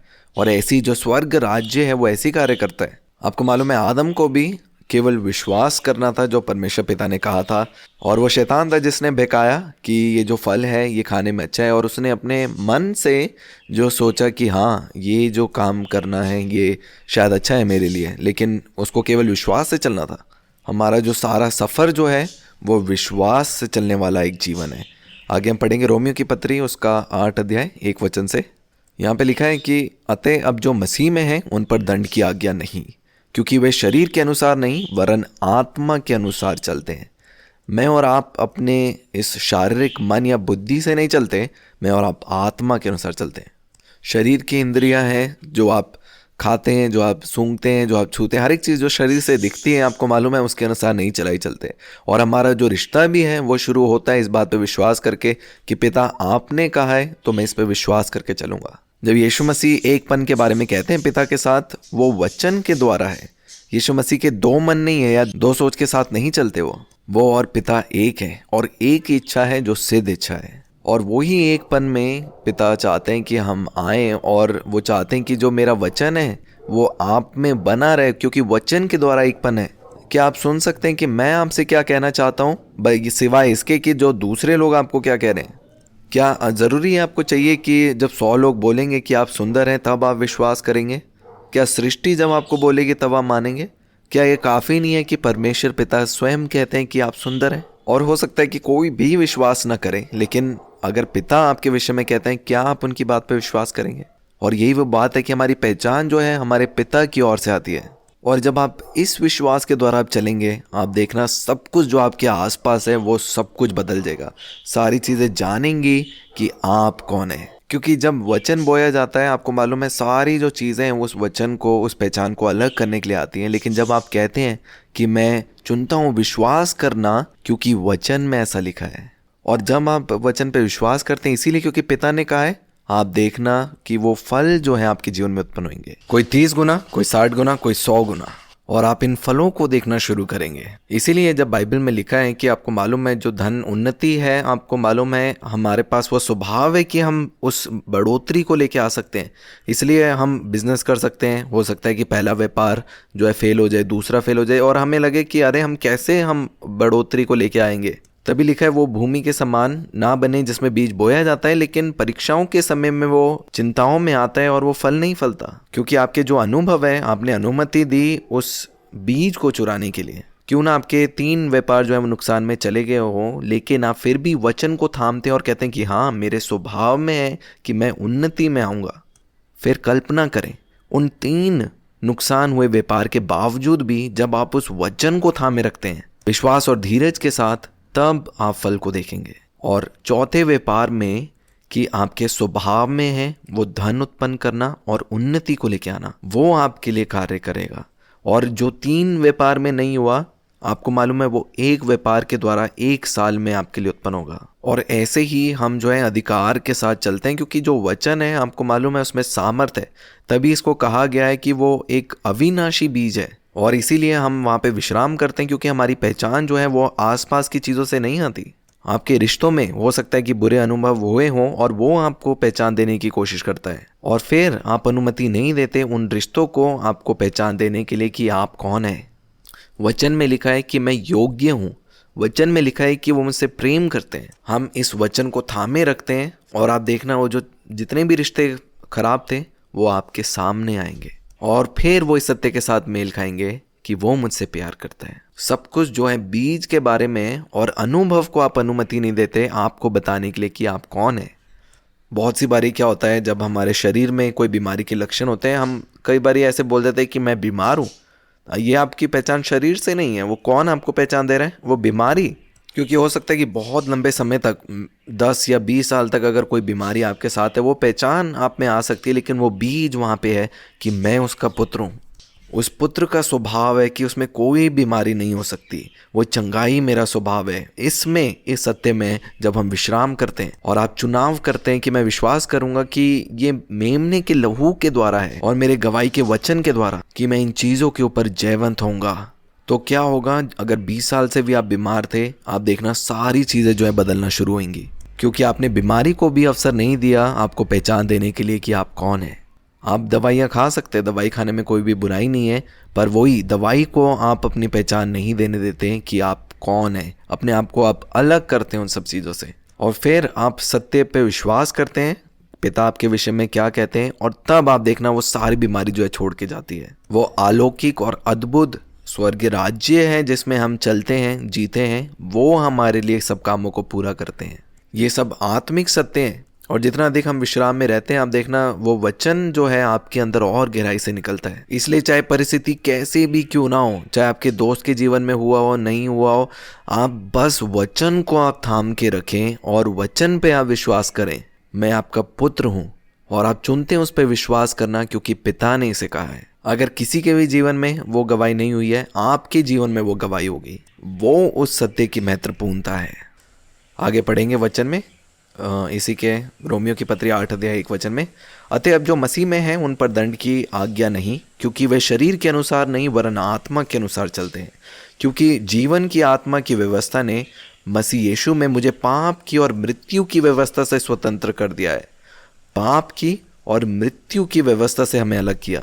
ये एक व्यवस्था है, और जितनी भी चीज़ें आप अपने आसपास देखते हैं, ये आकाश, ये भूमि, जितनी भी चीजें ये पृथ्वी में, सब चीजें जो हैं वो पाप और मृत्यु की व्यवस्था के अधीन है। आप चाहे जो भी करें, वो चीजें फल उत्पन्न होंगे उस व्यवस्था के कारण, क्योंकि वो एक व्यवस्था है, वो एक नियम है। और जब आप पुत्र बने, परमेश्वर पिता ने आपको इस नियम, इस व्यवस्था से बाहर निकाला और फिर आपको एक नए क्षेत्र में, एक नई व्यवस्था में स्थापित किया। उसके प्रिय पुत्र के क्षेत्र में, वो जीवन के क्षेत्र में मुझे और आपको स्थापित किया। और इसीलिए जितनी भी बातें, चाहे जैसी भी बातें हैं, लिखा है वो मेरे भलाई को उत्पन्न करती हैं। ये है वो जो जीवन की व्यवस्था है। सब कुछ बदलेगा और आप देखेंगे एक पुत्र के जीवन में जो फल उत्पन्न होंगे वो जीवन के फल होंगे, वो जीवन को ही उत्पन्न करेंगे। हो सकता है किसी एक व्यक्ति के जीवन में बीमारी हो या कैंसर हो और बहुत से उन्होंने के जीवन प्रभावित हुआ हो, लेकिन पुत्र के जीवन में जो पुत्र का भाग है, आपको मालूम है वो जीवन है। हो सकता है किसी वैक्सीन या दवाई के कारण किसी को नुकसान हुआ, लेकिन पुत्र के जीवन में हमेशा जो फल है वो जीवन ही रहेगा। और आगे लिखा है, क्योंकि जो काम व्यवस्था शरीर के कारण दुर्बल होकर ना कर सकी, उसको परमेश्वर ने किया, अर्थात अपने ही पुत्र को पाप में शरीर के समानता में और पाप बलि होने के लिए भेजकर शरीर में पाप पर दंड की आज्ञा दी। इसलिए कि व्यवस्था की विधि हमें जो शरीर के अनुसार नहीं वरन आत्मा के अनुसार चलते हैं। आपको मालूम है, जो शरीर के अनुसार चलते हैं, हर एक चीज जो आप देखते हैं, हर एक काम जो आप करते हैं अपने शारीरिक मन से, सही गलत के ज्ञान से, वो शरीर है और उसके द्वारा जीवन नहीं उत्पन्न होता। शरीर जो है, शरीर के काम परमेश्वर को प्रसन्न नहीं कर सकते। और लिखा है कि दिखने में वो सही हो सकते हैं और हमें ऐसा लग सकता है कि अरे नहीं, मैंने तो सब कुछ सही किया था, सब कुछ सोच समझ के मैंने निर्णय लिया था, तो क्यों यहाँ पे मृत्यु दिखी? इसलिए क्योंकि वो भले और बुरे के वृक्ष से था। तो जो भला भी है उसका भी जो फल क्या है, मृत्यु है। और फिर आप कुछ ऐसा करते हैं जो आपके शारीरिक मन या सोच से नहीं है, लेकिन आप करते हैं क्योंकि पिता ने उसे करने को कहा है। और फिर उस जगह में आप अपने आप को बना हुआ पाते हैं, उस जगह में आप रहते हैं क्योंकि आपने परमेश्वर के वचन पे विश्वास किया। आप जो है उनके साथ एक होने की कोशिश नहीं कर रहे, आप एक हैं उनके साथ। आगे पढ़ेंगे, यहाँ पे लिखा है, क्योंकि जो काम व्यवस्था शरीर के कारण दुर्बल होकर ना कर सकी, उसको परमेश्वर ने किया, अर्थात अपने ही पुत्र को पाप में शरीर के समानता में और पाप बलि होने के लिए भेजकर शरीर में पाप पर दंड की आज्ञा दी। इसे कि व्यवस्था की विधि में हमें जो शरीर के अनुसार नहीं वरन आत्मा के अनुसार चलते हैं पूरी की जाए। क्योंकि शारीरिक व्यक्ति शरीर की बातों पर मन लगाते हैं, परंतु आध्यात्मिक आत्मा की बातों पर मन लगाते हैं। शरीर पर मन लगाना तो मृत्यु है, परंतु आत्मा पर मन लगाना जीवन और शांति है। क्योंकि शरीर पर मन लगाना तो परमेश्वर से बैर रखना है, क्योंकि ना तो परमेश्वर की व्यवस्था के अधीन है और ना हो सकता है। और जो शारीरिक दशा में है वे परमेश्वर को प्रसन्न नहीं कर सकते। 9 वचन में लिखा है, परंतु जबकि परमेश्वर का आत्मा तुम में बसता है तो तुम शारीरिक दशा में नहीं परंतु आत्मिक दशा में हो। मैं और आप शारीरिक नहीं है, हम लोग आत्मिक हैं। तभी लिखा कि यदि किसी में मसीह का आत्मा नहीं तो वह उसका जन नहीं। यदि तुम मसीह तुम में है तो देह पाप के कारण मरी हुई है। मैं इस वचन पे विश्वास करती हूँ सिर्फ इसीलिए क्योंकि वचन में ये लिखा है। पर लिखा है, परंतु आत्मा सहीपन के कारण जीवित है। यदि उसी का आत्मा जिसने यीशु को मरे हुओं में से जिलाया तुम में बसा हुआ है, तो जिसने मसीह को मरे हुओं में से जिलाया वह तुम्हारे नाशवार देह को भी अपनी आत्मा के द्वारा जो तुम्हें बसा है जिलाएगा। आपको मालूम है, जो पवित्र आत्मा मेरे अंदर है वो इस नाशवार देह को क्या है, जीवन दे रहा है। और कोई भी चीज़ जो मृत्यु की दिखती है वो मेरे स्वभाव में नहीं है, और जीवन मेरा स्वभाव है क्योंकि वचन में ऐसा लिखा है। आगे पढ़ेंगे, 12 वचन में लिखा है, इसलिए हे भाइयों, हम शरीर के कर्जदार नहीं कि शरीर के अनुसार दिन काटे, क्योंकि यदि तुम शरीर के अनुसार दिन काटोगे तो मरोगे। शरीर में चलने वाले, यहाँ पे लिखा है अनुसार दिन काटेंगे तो मरेंगे। यदि आत्मा से देह की क्रियाओं को मारोगे तो जीवित रहोगे। इसलिए कि जितने लोग परमेश्वर की आत्मा से चलाए चलते हैं वे ही परमेश्वर के पुत्र हैं। आपको मालूम है, बहुत सी बारी मैं गूगल में चीज़ें पढ़ती हूँ और उनको साबित करने के लिए बहुत सारे लोगों ने पढ़ाई करी है, लेकिन अगर वो मेरी आत्मा से मेल नहीं खाता तो मैं उसे नहीं ग्रहण करती, क्योंकि वचन में नहीं लिखा। और यही अर्थ है कि हम संसार से नहीं लेकिन पवित्र आत्मा के अनुसार चलाए चलते हैं, क्योंकि बाइबल में लिखा है पवित्र आत्मा अब कहीं बाहर नहीं है, वो मेरे अंदर है। तो जितनी भी बातें पवित्र आत्मा की ओर से हैं मुझे वो मालूम है, क्योंकि हम एक मन है। मुझे याद है वो शुरुआती दिन जब मैं मसीह को नहीं जानती थी। उस समय मैं बीमार थी और मेरी परिस्थिति बहुत ख़राब थी और मैं अन्य धर्म की क्रियाओं में मैं पड़ी थी जो बचपन से सीखी थी। उस समय में जब मैंने आईने में भी देखा था, कोई चीज़ मेरे अंदर थी जिसने कहा था कि ये अंत नहीं है। और उस समय मैं केवल 17 साल की थी और कहा कि ये अंत नहीं है। और मैं ऐसे सोचती थी कि क्यों मुझे ऐसा लगता है। और वो कौन सी चीज़ थी जो मुझसे बात कर रही थी? वो अविनाशी बीज जो मेरे अंदर रखा गया, जो समय से पहले से मेरे हृदय में बोया गया। और जब यीशु मसीह के बारे में मैंने सुना, वो जो बीज है मेरे हृदय में अंकुरित हो गया। और जब मैंने वचन को भी पढ़ा, मेरे को ऐसा लगा कि अरे मैं इस वचन को पहले से जानती हूँ। ऐसा क्यों मुझे लगा? क्योंकि वचन में लिखा है कि इस जगत की उत्पत्ति से पहले हम सबको मसीह में चुना। मैं और आप यीशु मसीह में थे। एक समय में हम इस पृथ्वी में आए और हम भूल गए उनके बारे में, लेकिन लिखा है जगत की उत्पत्ति से पहले वो हमें जानते हैं। मैं और आप चुने हुए लोग हैं। हम लोग बाई चांस नहीं है, लेकिन वचन में लिखा है हम उसके चुने हुए वंश हैं। अगर आप चुने हुए लोग हैं, आपको मालूम है कि कितने ज़्यादा आप कीमती हैं उनके लिए। इस जगत की उत्पत्ति से पहले आप चुने गए हैं उसमें। तो अगर आप चुने हुए हैं, क्या आपको नहीं लगता कि आपके जीवन के बारे में बाकी सब चीज़ें जो हैं पहले से पिता ने तय करके रखी हुई हैं, अलग करके रखी हुई हैं? और यही एकपन है। जब आप कहते हैं मैं उस एकपन में हूँ, ज़रूरी है कि आप वचन को पढ़ें और उन वचनों को अपने हृदय में बना के रखें। और यही एकपन है कि कोई भी अलगता ही नहीं है मेरे और उनके बीच में। तो उनके वचन और मेरे वचन एक हैं, उनके विचार और मेरे विचार अब एक हैं। मैं अपना मन जो है वो स्वर्गीय वस्तुओं पे लगाता हूँ। मेरा मन जो है प्रतिदिन बदलता है और वो यीशु मसीह का मन है जो मेरे अंदर उत्पन्न होता है। उनकी सोच मेरे अंदर आ रही है, उनकी बोल मेरे अंदर आ रहे हैं। मैं यीशु मसीह के साथ एक हूँ और शुरुआत इसकी होगी केवल विश्वास के द्वारा। नए नियम की वाचा में आपको मालूम है कर्म नहीं, पहले विश्वास है, उसके बाद जो है कार्य है। और जो हम विश्वास करते हैं उसी से हम काम करते हैं। इसलिए आप सबसे पहले विश्वास करें कि आप एक हैं उनके साथ। और सब कुछ हो सकता है कि एक ना लगे, कल का दिन आपको बोलेगा कि अरे आप कैसे एक हो सकते हैं परमेश्वर के साथ। और उन अनुभव को आप बड़ा मत करें परमेश्वर के वचन के सामने। और आप चुनाव करते हैं फिर भी कि मैं उसके साथ एक हैं, क्योंकि वो ही सत्य है। और आप देखेंगे चौथे पांचवें दिन सारी चीज़ें जो हैं अनुभव भी मेल खाएंगे उस सत्य के साथ। आप सृष्टि को नहीं बताने देते कि आप कौन हैं। ये वचन जिसमें लिखा है मैं और पिता एक हैं।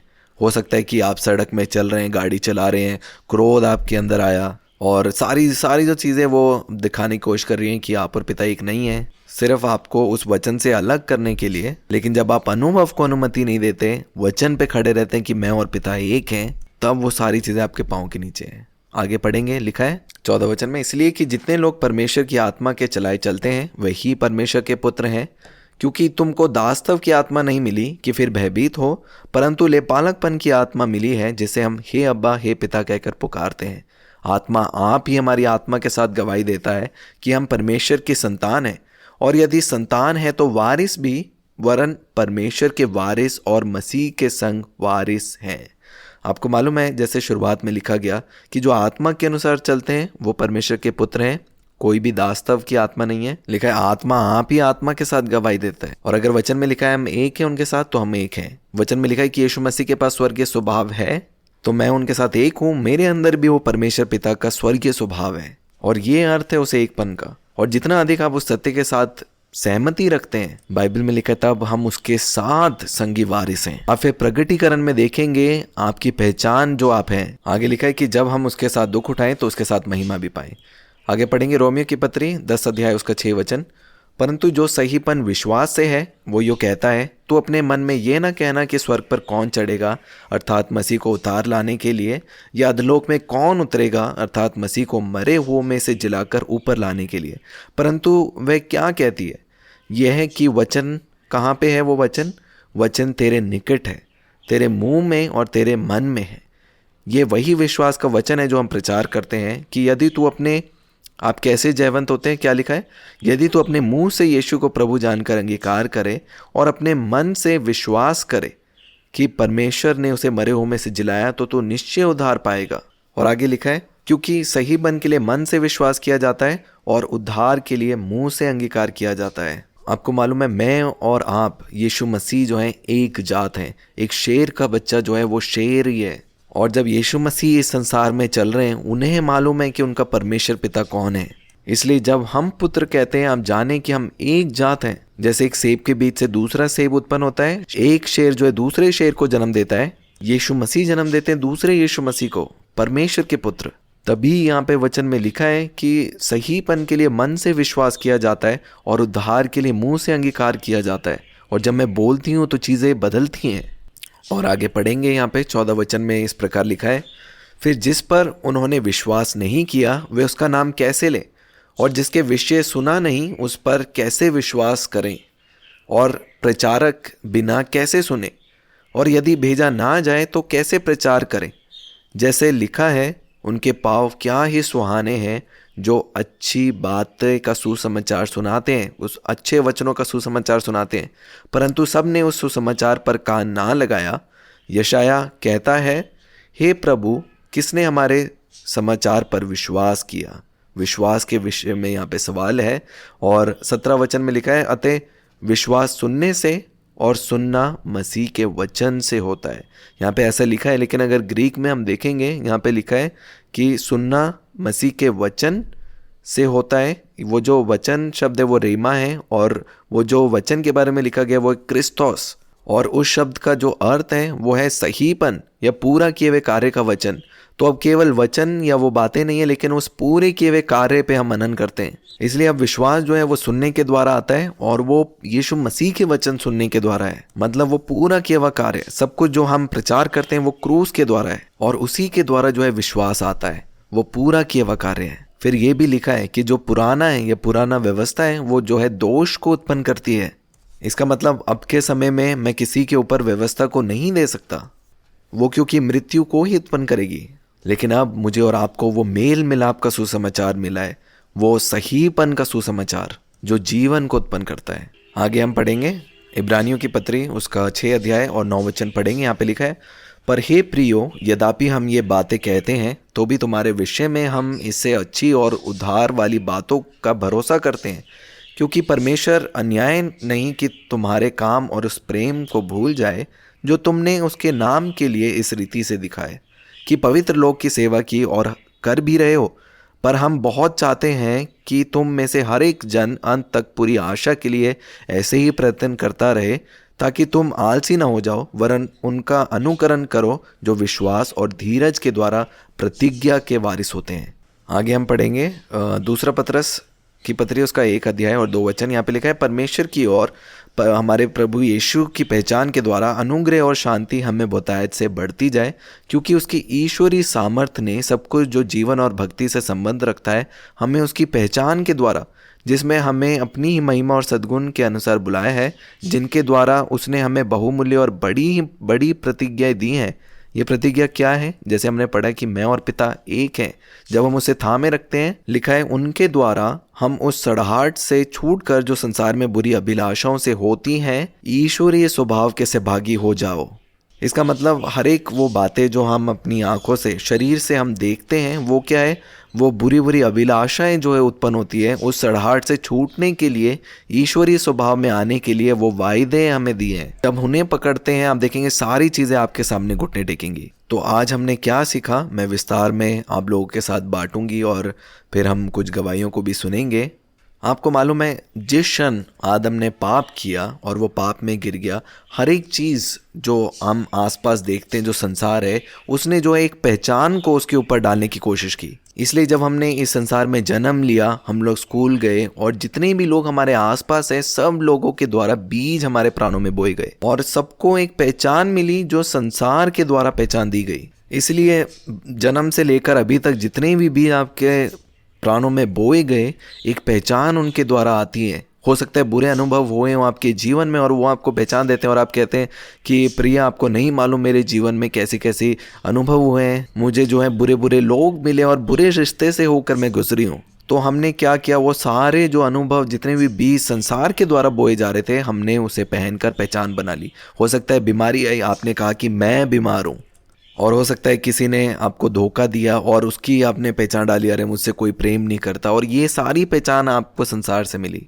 और फिर पिता आते हैं यीशु मसीह पे विश्वास करते हैं, आपका छुटकारा होता है। लेकिन अभी भी आप एक ऐसे स्थान में हो सकते हैं जहाँ पे उनके वचन जो है आप पे नहीं बन रहे। जो परमेश्वर पिता आपके विषय में कहते हैं उस पहचान को आप अपने अंदर बने रहने दें, और तभी वो जो डालियां हैं वो सूख जाती हैं, क्योंकि वो जो वचन हैं उनके हृदयों में वो बना हुआ नहीं है और वो जीवन बहने नहीं पा रहा है।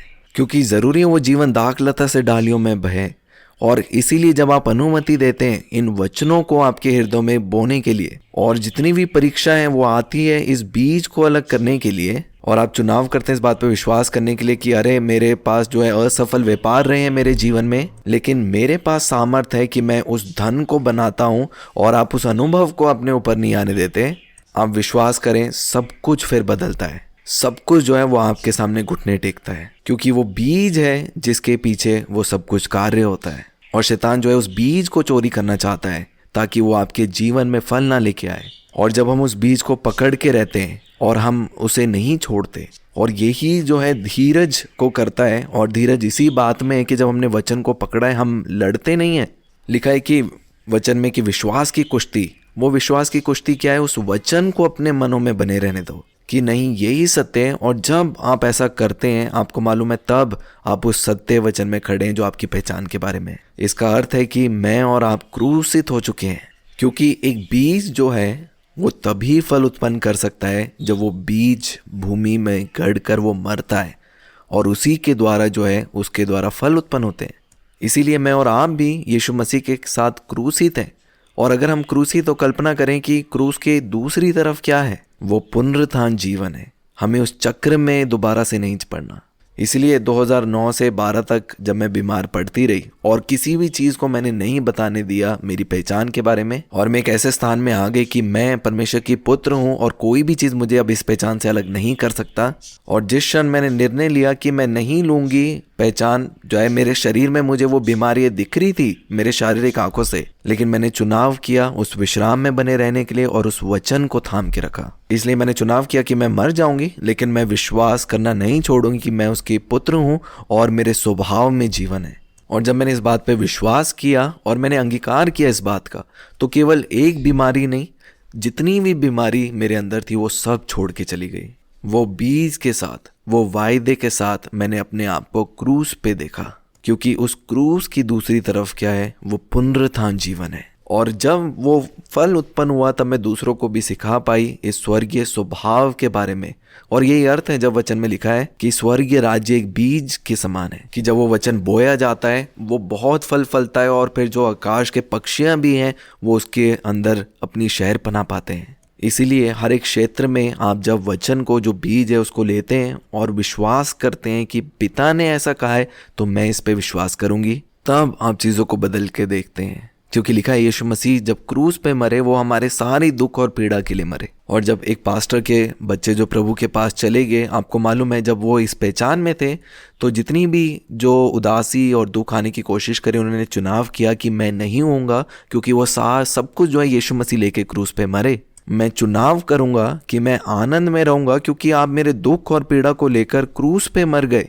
और ऐसे ही जब वो रास्ते में चल रहे थे अपने उस मरे हुए बेटे से मिलने के लिए आनंद और हर्ष के साथ, 3-4 घंटे जब वो दूसरे शहर जा रहे थे, उस समय में वो जो मरा हुआ बेटा था वो वापस से जीवन में आ गया। वो उस पट्टी के साथ जिसमें लिखा हुआ था कि ये मर चुका है, उनको मरा हुआ घोषित कर दिया था। ये वचन की सामर्थ्य है कि उन्होंने अपने आप को मरा हुआ देखा और उस वायदे को उन्होंने थाम के रखा, उस प्रतिज्ञा को। और मेरे और आपके लिए क्या प्रतिज्ञा है कि अब मृत्यु नहीं, वो जीवन की व्यवस्था मेरे लिए काम करती है। और जितना अधिक हम उस बीच में बने रहते हैं, क्योंकि लिखा है वो पथरीली भूमि वो है कि बीज बोया गया और परीक्षाएं जो आई उसका जो हल है आपको मालूम है वो वचन है। क्योंकि जब यीशु मसीह के जीवन में भी देखते हैं, जब यीशु मसीह जंगल में थे और परीक्षाएं उनके सामने आई, वो परीक्षा यही थी, वो सवाल जो उठाती है कि क्या तू परमेश्वर का पुत्र है। क्योंकि वचन में लिखा है कि पुत्र की कोई भी वस्तु नहीं गुम होती, और ऐसा लग सकता है कई समय में कि जो धन है वो खो रहा है, रिश्ते जो हैं वो खो रहे हैं, और सारी वस्तुएं जो आपको एक पहचान दे रही है जो विपरीत है।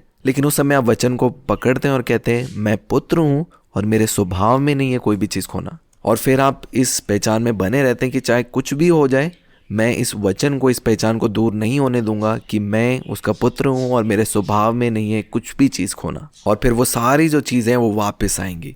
हमारे यहाँ पे एक डॉक्टर हैं, उनके साथ क्या हुआ, एक दिन उनका जो स्टाफ है वो सारा जो है स्टाफ उनको छोड़ के चले गया, और उन्होंने चुनाव किया कि चाहे मेरा सारा स्टाफ मुझे छोड़ के चले गया लेकिन मैं इस पहचान को पकड़े रहूंगी कि मेरे स्वभाव में कुछ खोना नहीं है। और उन्होंने चुनाव किया इस बात पर विश्वास करना कि खोना मेरा स्वभाव नहीं है। कल्पना करें, वो एक नया स्टाफ उनको मिला और उनका जो पुराना भी था वो भी वापस आ गए। और ये तभी हुआ जब वो अपने पहचान में बने रहे और उस पहचान को अलग नहीं होने दिया जो अनुभव उनके जीवन में आने की कोशिश कर रहे थे। और उन्होंने उस पहचान पे विश्वास किया क्योंकि वचन में ऐसा लिखा है परमेश्वर पिता की ओर से।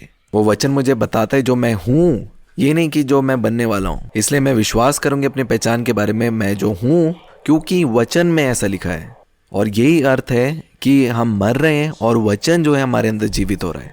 मैं मसीह के साथ क्रूसित हो चुकी हूँ, अब मसीह है जो मुझ में जीवित है। यीशु मसीह आपके अंदर जीवित है। इसलिए जो कार्य अब हमारे लिए करने के लिए है वो ये है कि हमें विश्राम में बने रहना है, कि आप अनुभव को नहीं बताने दे रहे कि आप कौन हैं, और आप उन तूफानों के बीच में भी आप शांति से सोना सीख रहे हैं। और जब आप आसपास देखें, हो सकता है आपको लगे कि परिस्थिति आपको बताए कि आप पुत्र नहीं है, लेकिन उन तूफानों के बीच में भी आप अपनी पहचान को पकड़ के रहते हैं कि मैं उसका प्रिय पुत्र हूँ।